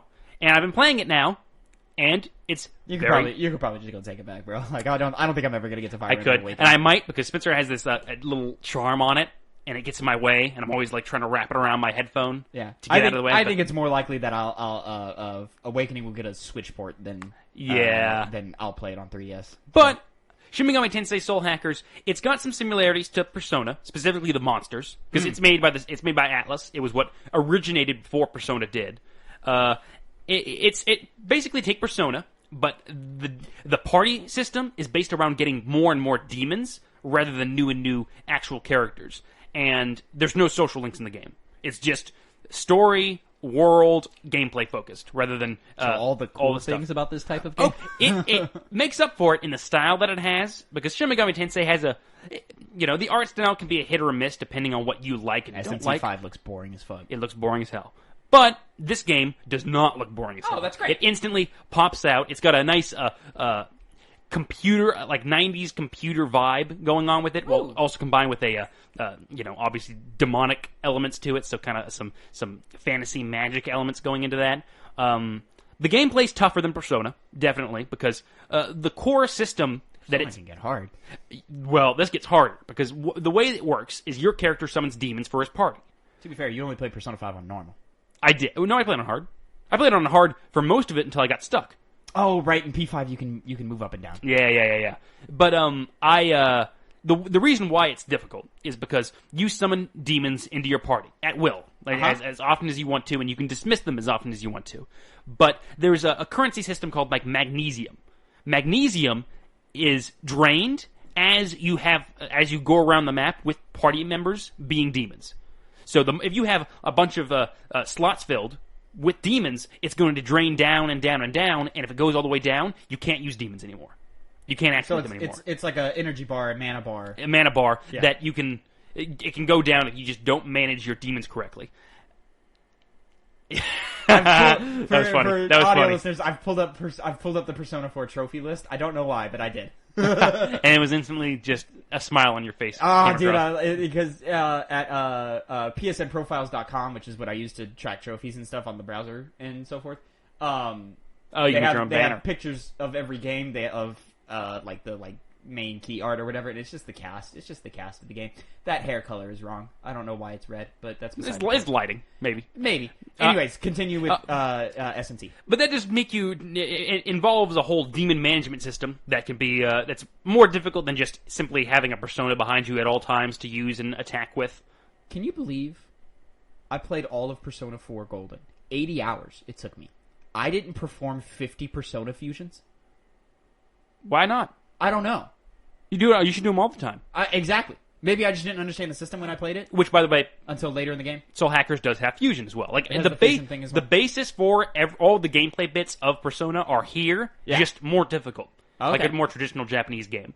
The story, not too far into it as well, but demonic plot, giant, fucky shit is going down, and fucky shit. I'll find out more about what the secrets this Amami city holds. But I'll get back to you later on that, since I'm pretty new to the game. Only 2 hours in, haven't played that much. It's interesting in the sense that it has a first-person perspective when you're going around dungeons, but it looks very nice because it's all updated from when it was made back in like the 90s or something like that. Because this is a new version that's fully voice acted. Actually, Laura Bailey is one of the main characters of the game. Yeah, and she puts on a good role. Puts on a very good role. But the style of it's very nice. The gameplay seems fun, even if it's a little bit. Sometimes it's a little bit too RPG-y for me, for what I'm, expecting from games nowadays, where I just, it has an interesting combat system where there's a front row of enemies and a back row of enemies, and you're limited based on where your enemies and where your own units are with what you can do to the enemies. So it does weird. It makes it a lot more interesting. Combat is a lot more dynamic than it is in something like Persona, where you're simply just taking advantage of weaknesses that certain enemies have Yeah. Which less of the rock, paper, scissors. Now you have to yes. I assume you have to take positioning into account alongside the rock, paper, scissors. Some people may hate me for this, but it's kind of more like Pokemon. There's some characters that have... Because, I mean, you do collect demons like you do Pokemons in a weird sense. Well, I've always said Persona is a better Pokemon. No, it's like a grown-up Pokemon. Yeah, which Shin Megami Tensei is even more of a grown-up Pokemon game because you actually, what was my train of thought? You have weaknesses, but you don't have, like, all-in attacks, or you debilitate them for anything like... Well, you can debilitate enemies by using confusion and sleep and freeze and all that kind of stuff, but for the most part, you're just trying to get the optimal ways to get damage on your enemies and take them out. So, interesting in that way. Overall, the game, really invested in it at this point. I'm looking to find out how well it plays going forward. Fantastic. So I don't really have that much to talk about this week. I was supposed to do things like play Skyward Sword while I was out vacationing. I didn't really. Instead, I played a lot of Metal Gear. I played. Yeah, I found I found an old save that was like the last 2 hours of Metal Gear Solid 1. So I beat Metal Gear Solid 1 on the plane right over, and then I spent the rest of the time playing MGS2. I'm doing a perfect stealth run. And this guy has the fucking audacity to say, "Why are you playing that multiplayer game, Connor? You could be playing Ghost of Tsushima." I finished. What game did I make fun of you for that? For Honor. But Metal Gear. There you go. There you go. But I'm doing it for a purpose, Connor. You play For Honor for no reason. Entertainment. That's why you're playing Metal Gear. Sure, I'm playing Metal Gear for entertainment, but also, Connor, trophies. Oh, that's not a good enough reason for me, Tavin.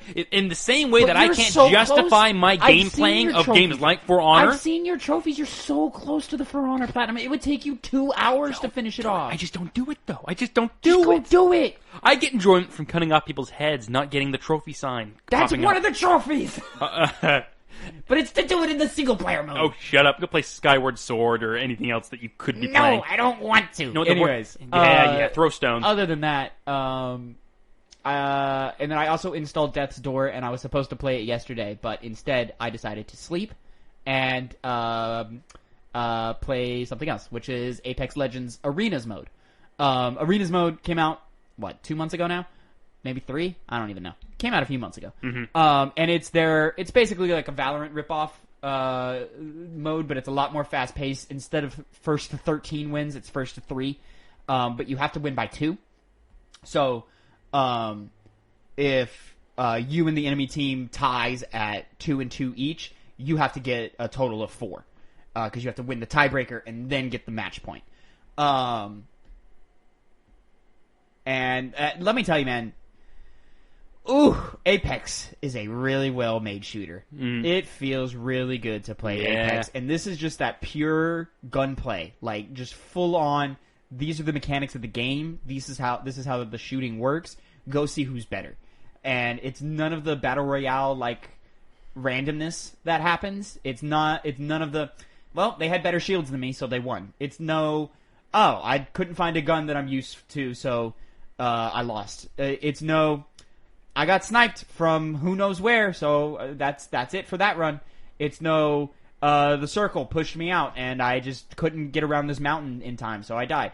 And it's no, there's no like, all right, let me run around for 10 minutes and see nobody, and then get swarmed by 3 different squads. This is full on. It's 3v3. It's there's your opponent. Go get them. May the better player win. Exactly. And there's some complexities to it. I say Valorant, it's got that same type of buying economy where they give you a certain amount of credits. You use those credits to buy guns and healing items and grenades and ability usages. So, for example, I play Revenant a lot, who has essentially an area of effect grenade ability innately. In the Battle Royale, he can throw out 2 grenades and then they work off of recharge timers. Mm-hmm. In this, they still work. It's still the 2 that work off of recharge timers I discovered, but I can buy like up to 6. So in one match, if the match goes on long enough, I'm throwing like 6 of these grenades out. Granted, there's not going to be more than 2 at one time because of how the timers work. But all of that is really interesting. You can buy your ult and use your ult in that way. There's some things you keep, some things you don't. You don't keep your weapons, unlike Valorant, where like if you win the round and you survive to the end of the round in Valorant, you have that weapon next round. That's not the case in this game. Mm-hmm. You have to buy your weapon every time. But I think it actually makes a lot of sense because the economy system is so laid back in this game or in this mode, where there's not much of saving for the next round. If I like. Everything costs several hundred credits, so like, closer to the end game, you're racking up like you're going in with like 2,000 credits that you can use and spend at your will. You never really hit a point where you're like, oh, dude, I don't have enough to buy a gun. Mm-hmm. Like that doesn't happen. Like the build always happens. Like as you can progress through it, you're always going to have enough to buy a gun and to upgrade that gun. Yeah, and to buy a couple of extra things. It's just really how many extra things can you buy is where that economy comes into play. And a lot of that can make or break individual rounds. For example, shield cells or shield batteries, which you pop and they refill your shields all the way. Those are one of the more expensive items that you can buy. There's like 150 credits or something. They're like half the cost of a gun. Mm-hmm. Sometimes, in some matches, depending on how it plays out, you need several of those.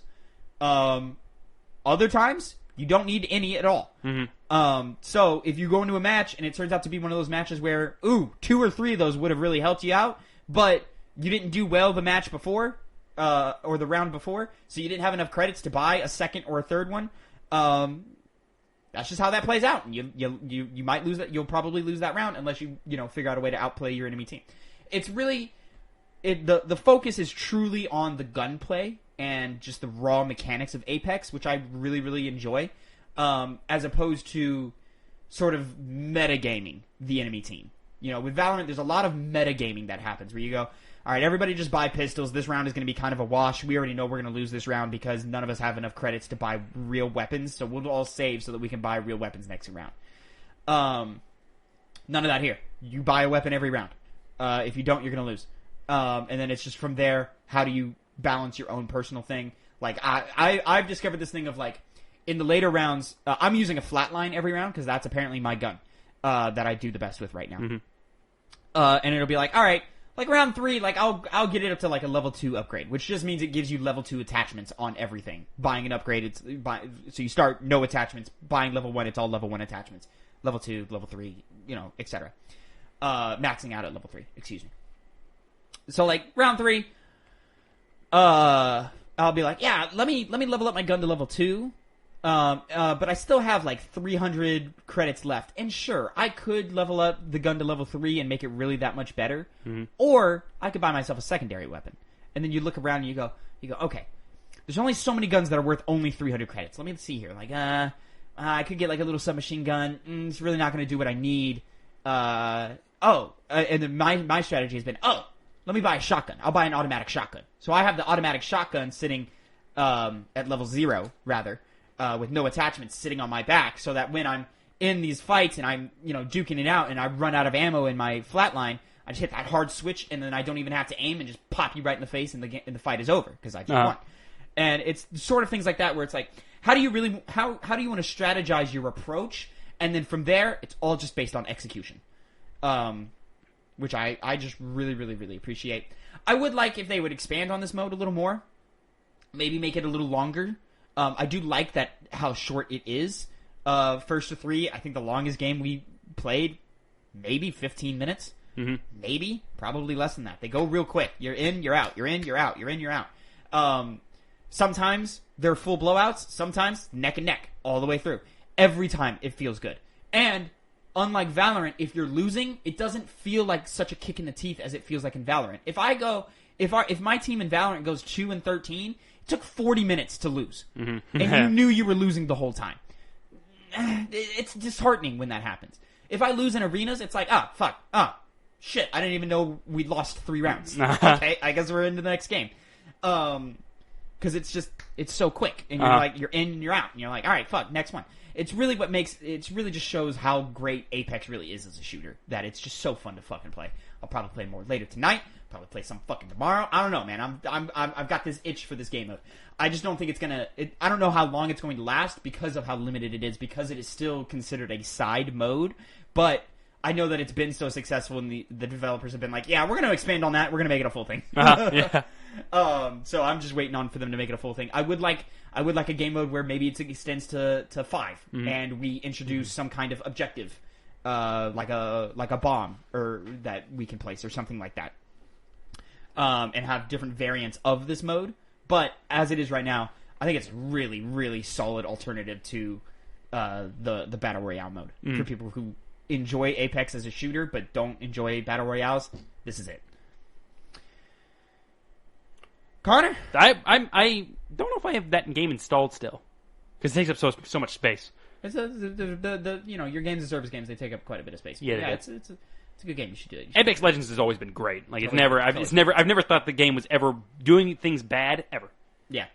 So I love it, and I'm excited to play more of it. And it's allowed me to like make real progress in character progression also because you're getting experience. You're not like there are certain things that are like still exclusive to the Battle Royale. A lot of the challenges are centered on the Battle Royale, but some of the challenges are like, hey, go win a couple rounds in arenas, and you go, okay, sure, yeah, I'll go do that.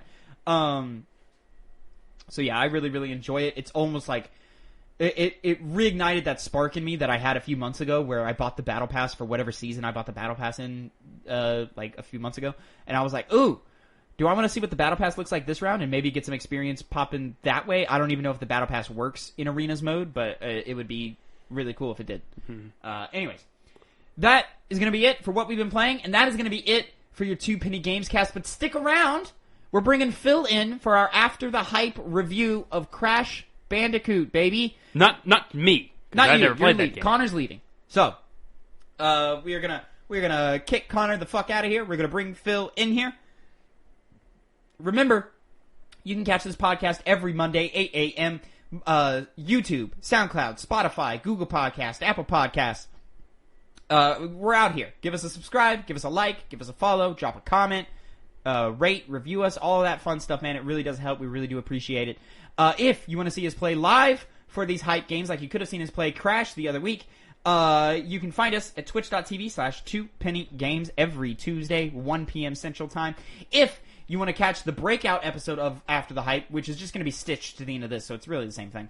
But if you want to catch the YouTube version over at youtube.com/2pennygamescast, you can do that. Tuesday, 8 a.m. is when that's going live.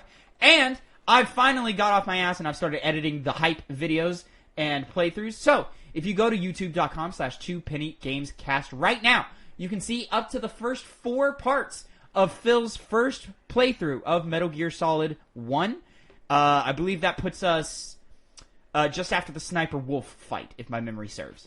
So a little more than halfway through the game, ish. Almost done. Half-ish way through there. So go check that out. Really fun moments. I'm editing them in smart points. So like, if it gets super repetitive and Phil gets stuck in a boss fight, I up the speed so that it's more watchable. If there are moments where it's like, oh, one of us goes to the bathroom and the game is paused, I cut that out. If we played the GOG version of Metal Gear Solid, so that required a lot of like fucking with the controls and shit. So that took up a lot of time sometimes. I cut all that out.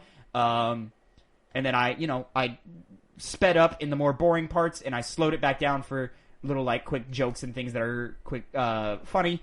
So, not a whole lot of editing. I'll be honest. It's still very much a full play where you're getting 95% of what happened in real time. But for, he spent 45 minutes on Gray Fox. I think after my editing, you see 90% of what happens, but I sped up some moments. So it's really, I think it's down to like 20 minutes instead of 45. So, it's just kind of like, just the things make it a little more watchable. So yeah, go check those out. Drop some likes over there. Really appreciate that. But until next week with the 2 Penny Gamescast, that is going to be episode 53. Stick around for the After the Hype. But, Connor, say goodbye to the people. Bye. And say hello to the people, Phil. Nah. Hey, how's it going? And welcome back to After the Hype, our review show for games we play on Hype. Have you ever played? Twitch.tv/2pennygames every Tuesday, 1 p.m. Central. Indeed. Now, If you don't know, Hype, Have You Ever Played, is the show in which me and Phil show each other a game the other one has never played. We play it in full on stream, and you can watch those videos if you don't have time to, watch all day on Tuesday. You can watch those videos at youtube.com/2Penny Gamescast. Currently, I'm finally getting around to uploading Metal Gear Solid. We're half-ish way through that right now. That game we played back in January. It's July now. Anyways, it's a good time, so go check those out, go watch those. But this week, Phil... Yeah, I showed you a certain game. A certain game, indeed. Starring an orange marsupial. Indeed, that there, Crash Bandicoot 1. You love yourself some Crash Bandicoot. I do, I love me some Crash. Me, never touched the game before, so I played it. Wow. We played the Insane Trilogy version, but... Real quick, some quick facts, because I like the facts, alright? How many facts? There's a couple of facts. Just a couple of facts. Just a couple? So Crash Bandicoot, originally released September 9th, 1996, PlayStation 1. Sales sold as of November 2003 is the most updated sales number I could find. That's fine. And that was just a quick glance over Wikipedia. Yeah. 6.8 million units as of November 2003. Reception, usually I pull the Metacritic. There is no Metacritic for this first game on the PlayStation 1. So, as far as reception goes, Crash kind of became the face of the PS1. Yeah. So... Yeah, I mean, he was fighting that with probably like Spyro at the time, but other than that, there's really nobody else. Also, fun fact. First, I don't know if you have it on there, but Crash 1 is the only one developed by Naughty Dog. The other one were handed off to Activision. 2 and 3 were not Naughty Dog games as well. Well, I mean, it might still have the Naughty Dog name on it, but actually developed by Activision. The guy handed off. Dev'd or published? I believe it was developed by Activision. Huh. Because then what would Naughty Dog have to do with it? That doesn't sound right. I don't know. But I learned that watched a completionist video on Crash 4. Interesting. Okay. But yeah, that's why 2 and 3 aren't as well received as the first game. Really? Yep. I didn't know that. I thought people liked them as they liked them more as they went on. Interesting. Anyways, so pulling from some quick things that Wikipedia found, aggregator game rankings has it at an 80%, and then IGN gave it a 7.5, GameSpot 6.8, Game Informer 9, EGM out of 100 because Game Informer's sucks. EGM 33.5 out of 40. So, overall, super positive, but, a couple of 7s, a couple of 8s. Yeah. We're sitting pretty. And you know what? I gotta agree with that right there, because that there Crash Bandicoot, pretty solid game. Yeah, it's very fun. Very challenging. And then, as we just said, we played the Insane Trilogy version, which released June 30th, 2017. Yeah. PlayStation 4, the first year or something like that, if I remember right. Sales, most updated... multi-platform, but yeah. Most updated numbers I found, by February of 2019, it sold over 10 million units. So, why is that studio canned, Activision? Fucking Jesus Christ. Anyways... Reception, the Insane Trilogy as a whole has an 80 on Metacritic.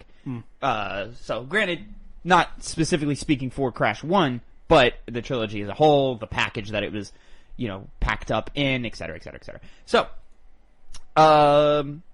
yeah, dude, I get it. This is a good game. This is a fun game. Yeah. We played it all in one sitting, one day. Mm-hmm.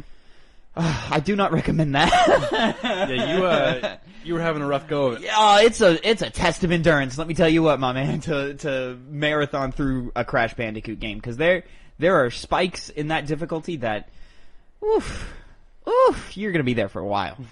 But I think if I played it, 2 hours here, 2 hours there, come back, a couple days later or something, I think I would have had a much overall better time. But I still had fun pretty much from stem to stern in this game. So Crash, in that weird era where we're trying for 3D, but it's really kind of 2D-esque with different camera I'd say angles. It's like a limited 3D platformer. Yeah, it's a limited 3D platform. It's not like 2.5. It's you're in a 3D space, but we've only designed the levels with the mindset of 2D platformers that came before it, because we're in that 2000, we're in that I'm sorry, not 2000. We're in that 90s era of video games where 3D is here, 3D is booming. we have greats like Super Mario 64, and like. Yeah, you're really only going to be going forward, away from the camera. Yeah. Backward towards the camera. Yeah. Or side scrolling. And then they mix it up. Occasionally will give you like some kind of weird Dutch angle or something. But yeah, for the most part, you're going to hit those main three. Man, some of these levels they weren't playing around. Some of these levels, some of them have very unique gimmicks that. I did like the gimmick levels. I think most infamously, those bridge levels are just a fucking pain in the ass. With all like the fog you're talking about, like the rope bridge that's falling apart. The rope bridge and the turtles and all that. Not the biggest fan. But I really did enjoy the structure of this game. I thought it was a little silly that the final of the 3 islands, the final one has like just as many as the first 2 put together. And that really was like, oh Jesus Christ, this is a long game. But it's not. But it is when you're playing it in one sitting. And then you know what? Crash controls well, man. Yeah. It feels good to control Crash. There is sometimes like a little bit of depth perception issues. That is a very common thing among like people that didn't grow up with it. But in Crash 4, they do something to kind of help you out. With, really? A little bit of like quality of life. They give you a little white circle that tells you where you are. Yeah, I would love that. Yeah, in these early games, that would have fixed my whole thing. Like, I was like, what? I was like, what would fit? Do they do like the Little Big Planet like lane switching type thing? You ever played Little Big Planet? No, not really. Oh, we might get to it. They're fun. They're fun. All right, we might do the first one. 2 and 3, I don't know if we necessarily need to dust off the old PS3. Yeah, Little Big Planet is a fun cute little game. Anyways, but yeah, I had quite a good time. Phil, what is your background? What is your experience being the fan of the franchise? What is your background with this here Crash Bandicoot? As a child, I hadn't played the original when I was a little kid. I was all about 3. I was all about Warped. You're a big Warped fan. That was my big one. My dog just burst into the room. Hold on. Okay, dog taken care of. Dog. There we go. So you were all about Warped. Yeah, I was all about Crash 3, which it's kind of like hit or miss. A lot of people also say that's like the one that they grew up with and that they enjoyed. To my understanding, at least with the Insane trilogy, that's the game that aged the best out of the 3. Because I heard a lot of talk of like, oh, this third game actually is better than people remember it being. I think that's true. Okay. Because I mean, of course, I liked it because it's the one I grew up with, and it's just pure nostalgia. That nostalgia hits. But yeah, Warped is like.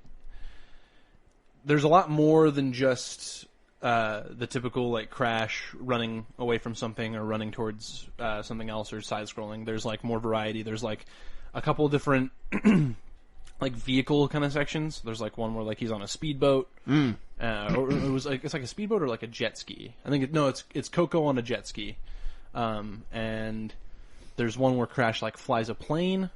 And I can't vehicle sections. And I think that's so forth. I think that's introduced in 2.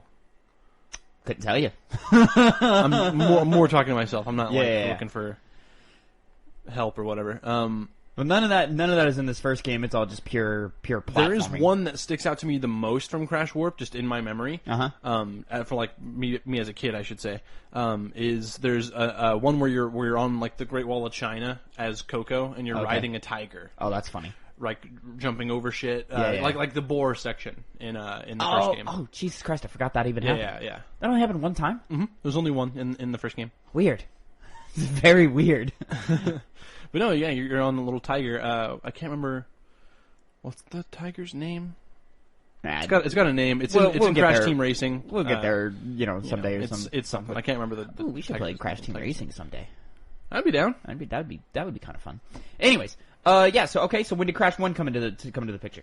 Not till much later. I want to say it was definitely before the Insane trilogy dropped, because I had played 3 when I was like a little kid on PS1, and then I think maybe I was like 10 or 11, maybe 12 when I hopped back in and got 2 and 3.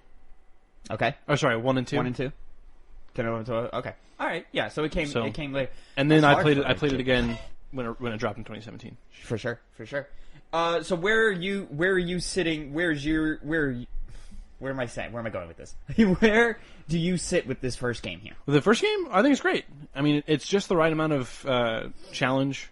Because sure you're gonna be beating your head up against the wall sometimes. Sometimes. But then you get past that one spot I'll say and you feel really almost 95% of the time, it always feels attainable. It always feels like, okay, I know what I need to do. It's just extremely tight timing. Yeah. Very tight.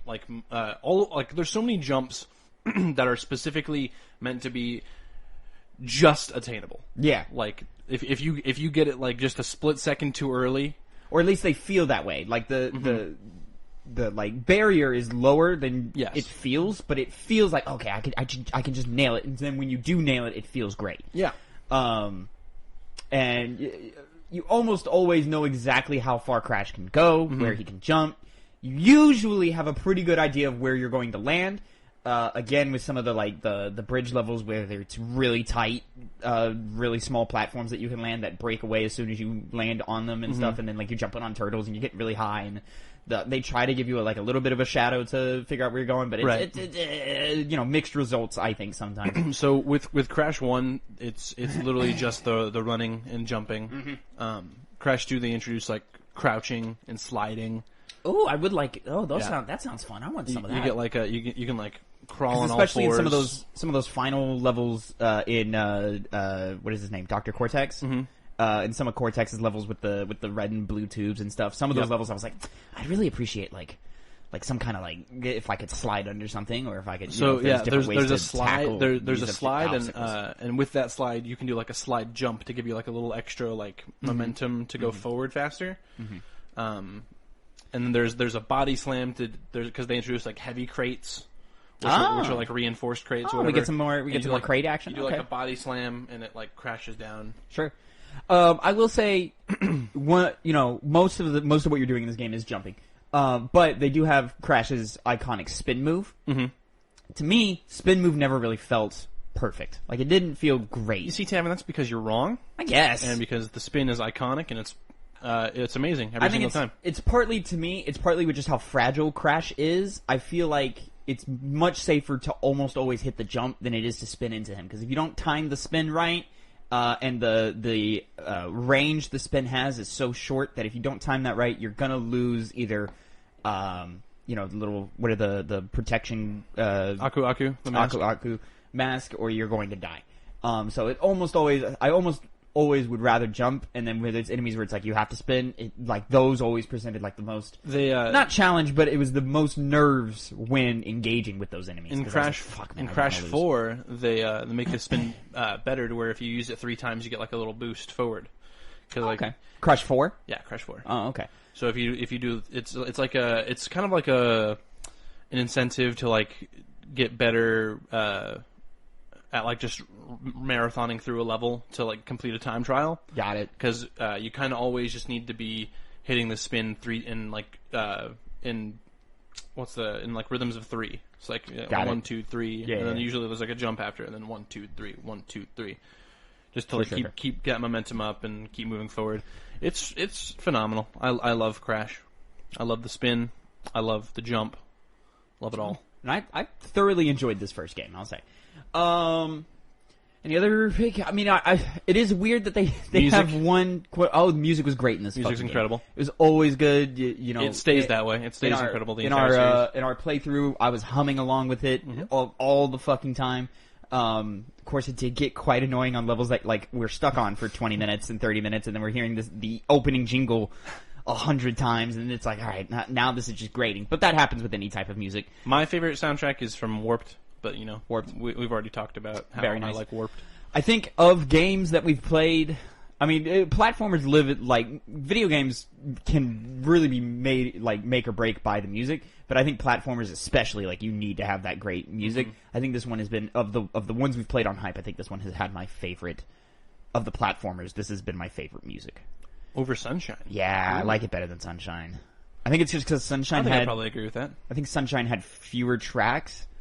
So a lot of them were like reused, and none of them were like 10, with the exception of like a couple. None of them were like 10 out of 10. Like I could listen to this all day. So whereas like Crash, it was like pretty consistently like great all the way through. You have said that Super Mario Sunshine is your favorite game that I've shown you. Still probably there. Just because Crash 1 is so limited, it's smaller in scope. Less to the game. Yeah, and then it's in that limited 3D platformer space that we're in. I just prefer the full out freedom of a 3D Mario game. So it's sitting fairly high, man. I liked this game quite a bit. Definitely liked it more than Spyro, just because Spyro was much more limited in like gameplay mechanics, and it's just a shorter and I don't want to say less interesting, less complex game. But yeah, I thoroughly enjoyed Crash. I did like that it kicked my teeth in sometimes. I feel for the most part it paced itself pretty well, where it was like, okay, here's a really fucking hard level you're going to spend the next 15 minutes on. Okay, here's 2 or 3 levels that you'll probably breeze through, with minimal deaths, if any. Gimmick levels, I enjoyed most of them. You really didn't like the darkness level. I did like the darkness level. It just came so late in the stream to where I was just so tired. I just wanted to be done because I was like, I'm done. I'm tired of playing this game right now. I think that was one of the 2 times that I had to take over. Dude, it was just like I can't. Like my brain. I think it was that first bridge level and then that darkness level. See, that first bridge, you just beat it because you just wanted to. You were itching to put your hands on the controller, and then it came to a point with me where I was just like, I just want to move on. Yeah. Like, so you tried to do it after me. Yeah. Whereas, like, with the darkness level, I was like, my brain is fried, because this was after the second bridge level, which people say is harder. It is. It probably is, yeah, but I was able to fucking get it done. Unlike the first one. And then, so that darkness level comes after that second bridge level, so my brain is fucking fried. We've been at it for 7 hours. I want to go, like, I'm tired, man. I want to go to sleep. I'm just as tired as Crash is, man. Getting hit with 30 boxes because you missed all of them. Fucking shit. But... overall, really great game. I enjoyed the gimmick levels, but they were more of like a take them or leave them type feel. Nice to like switch things up, but I felt like the gameplay switched up enough when we changed camera perspective. How'd you like the boss fights? That's a great question, Phil. Do you remember all the boss fights? What was the first one? Fuck. The first one. See, this is tough because we're recording this 2 weeks after we played the game. Yes. I went on vacation, and now we're back, and so it's like, oh, this is tougher to remember. First one, I'm trying to think. So I know second one is the dude on the 3x3 grid that you time the explosions with. Ripperoo. That's that guy. First one, I don't remember. You don't remember? I don't think I remember. It was the big fat guy that swings his stick around. Papu Papu. Oh, I'm only barely remembering this. It's 2 weeks, man. It's hard, man. So you got Papu Papu, you got Ripperoo. Yeah. Do you remember the third guy? Is it the one with the mine carts? Yeah, it's Koala Kong. Yep. There we go. Yeah, I remember that one. Past that, I don't know. You don't remember? I don't know. Is it the little Igor character is 5, right? That's the penultimate boss fight. Yeah, and there's like 6. I'm forgetting one. Which one am I forgetting? You're forgetting Pinstripe. Which was... The Weasel with the Tommy gun. That's right. Yeah, Weasel with the Tommy gun. Okay, yeah. Overall, I liked them fine. I can see how on like repeat or replay, they'd probably just be kind of like, all right, let's get this over with. Whereas like, the core like Crash gameplay is much more like, okay, let's fucking dive into this level and knock this shit out. I think Ripperoo is my favorite Crash like villain or whatever. The 3x3 with the bombs and the waterfall or whatever, is that right? Yeah. I did enjoy I forget his name, the Igor character, the penultimate one. What was his name? It's N something. It's always N something. Yeah, well, the scientist guys. I enjoyed him because that's one that like I can see the patterns coming and stuff, and I think my least favorite is probably the minecart dude or Koala Kong. Yeah, or the Tommy gun, just because it's like that was definitely one where it's like, all right, let's wait. Let's wait for him to open up. Oh, okay, he opened up. All right, I got the hit. All right, let's move on. And then I did feel like some of the hit detection with the Tommy gun dude I felt was a little off occasionally. I think you were just tired. Maybe. Because there were moments where like I was like, oh, he's about to get hit with this, and then you did. because you maybe you weren't like behind the chair like entirely. Maybe you're peeking but, out. You know, very potentially. I mean, you know, who knows? But it felt like to me it was like all right, it kind of felt like I was behind, but maybe I wasn't, or maybe it was just like a skosh. But whatever. But yeah, overall, quite enjoyed this here Crash Bandicoot, Phil. Great hype pick. As we get deeper into your catalog here, I'm enjoying it a lot more. Granted, we just dove like headfirst into all of these quote unquote 3D platformers here, so it's probably just, and that's a genre I love. So it's I probably played a lot why of I'm those as a enjoying kid. some of these. Played a lot of those. I played a good portion. I mean, it was just Sly Cooper and Ratchet and Clank were my main things, and you've already played Ratchet and Clank. Yep. So, but we'll get to Sly Cooper here one day. I think next one. Oh. I'm thinking, like, at least for my pick, I'm thinking we either jump back into Spyro or we hop into Jak and Daxter. You know what? Funny story. This last week, I went to Florida to go see my dad.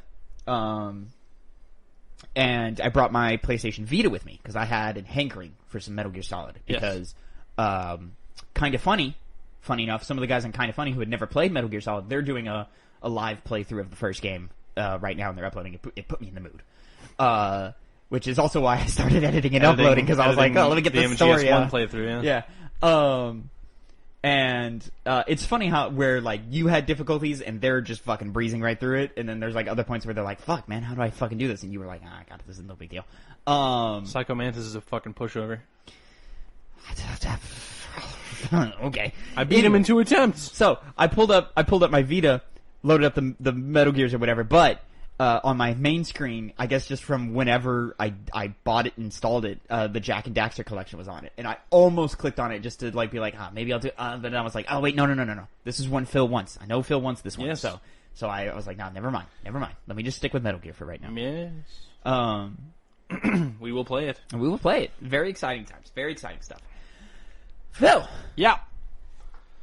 You like to do little number ratings here. I sure do. Over here on this show. How are we feeling here about this first Crash Bandicoot game? Crash 1 is Yeah. a Yeah. 7.5 out of 10. You know what? I'm right there with you, buddy. I'm right at that 7.5 range, right there with you. I think, you know, overall, its base, its core gameplay is really, really good, really, really fun. It feels good to play Crash Bandicoot, which is the most important thing when you do any type of platforming. Indeed.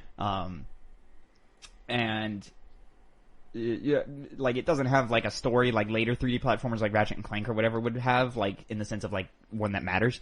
It's just, you know, bounce to the next level. Now let's go to the next level. Now let's go to the next level. Here's a boss fight or whatever. I think its only shortcomings are some of its difficulty spikes are ridiculous. I think that's less the game's shortcomings and more your shortcomings. Sure, whatever.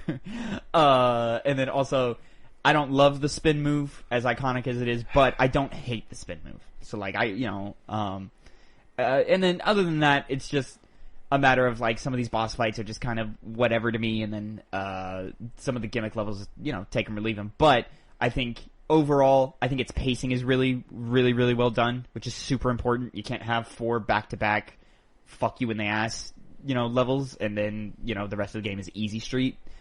So they, you know, they break them up and they sprinkle them out throughout the game very well. I think its rise in complexity is very well done. You know, those early levels now that I've beaten the game, I could probably go back and fucking crush. Whereas like early on, it was like, oh, I'm falling, you know, for simple things. Yes. So like as you learn the game's rules and it adds on more complex stuff, you personally are growing. Your skill level is growing in that. So that's all really well done. And a lot, funny enough, you don't understand this quite yet, but there are some seeds in this first Crash game that you can see, Naughty Dog used to grow and how they grew into doing things. I haven't played Jak and Daxter, of course, but Uncharted and beyond, you know, things like, Crash's presentation and, like whenever a boulder is rolling behind you iconically and stuff. The Indiana Jones. Yeah, even like things like climbing Cortex, yeah. Cortex's fortress from the outside, and it's raining and it's dark and like the lightning strikes at perfect times and stuff. Like all of these things, like you can see where you can see the beginnings of where Naughty Dog can go. And I'm hoping I only see that more and more as we dive deeper into the Naughty Dog catalog, and I fill out sort of my back end, and you fill out, your front end here. Yes. So overall, Crash Bandicoot, really fun game. I think really holds up. At least this Insanity, the Insane Trilogy version of it does. I mean, it's relatively unchanged. Relatively, I understand that they changed because it was like a not controversy, but it was like a thing of note that they changed Crash's. Sort of like a collision box. It's more of like an oval now, whereas before it was just a square. So like you could like stand on the edge of something back in the day, and now if you stand, you'll slip slide, off. Yeah. So I understand that even like makes it a little more difficult than it was back in the day. But I think they did something with checkpoints or something in this game. They gave some kind of quality of life thing to the Insane Trilogy. I just don't remember what it was. Anyways, had a great time. Pretty dang good game. Excited to play more. Excited to jump into some more Crash fun stuff. But Phil, yeah, that's gonna do it for our Crash Bandicoot After the Hype review. The hype. Now, of course, you can catch us every Tuesday, 1 p.m. Central Time, twitch.tv/2pennygames, where we film hype every Tuesday. Have you ever played this next week, Phil? The Reapers are here. That's right, baby. We're diving back in. We're finishing off our playthrough of the Mass Effect trilogy. I will play Mass Effect 3. Mass Effect 3. Phil here is going to play his first Mass Effect 3. Phil? Yeah? You're not ready. Am I not? You're not. You may think you are, but you're not. Anyways, it's been a great time.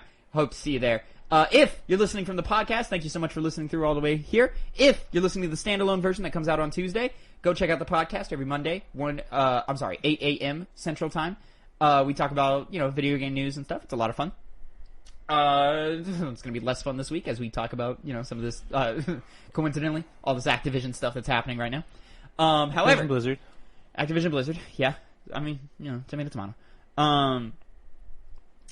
And you can go ahead and if you don't want to watch live streams, you can catch the playthrough of games we play on Hype right now. We're uploading the Metal Gear Solid ones. We'll get there, man. The Crash ones will come.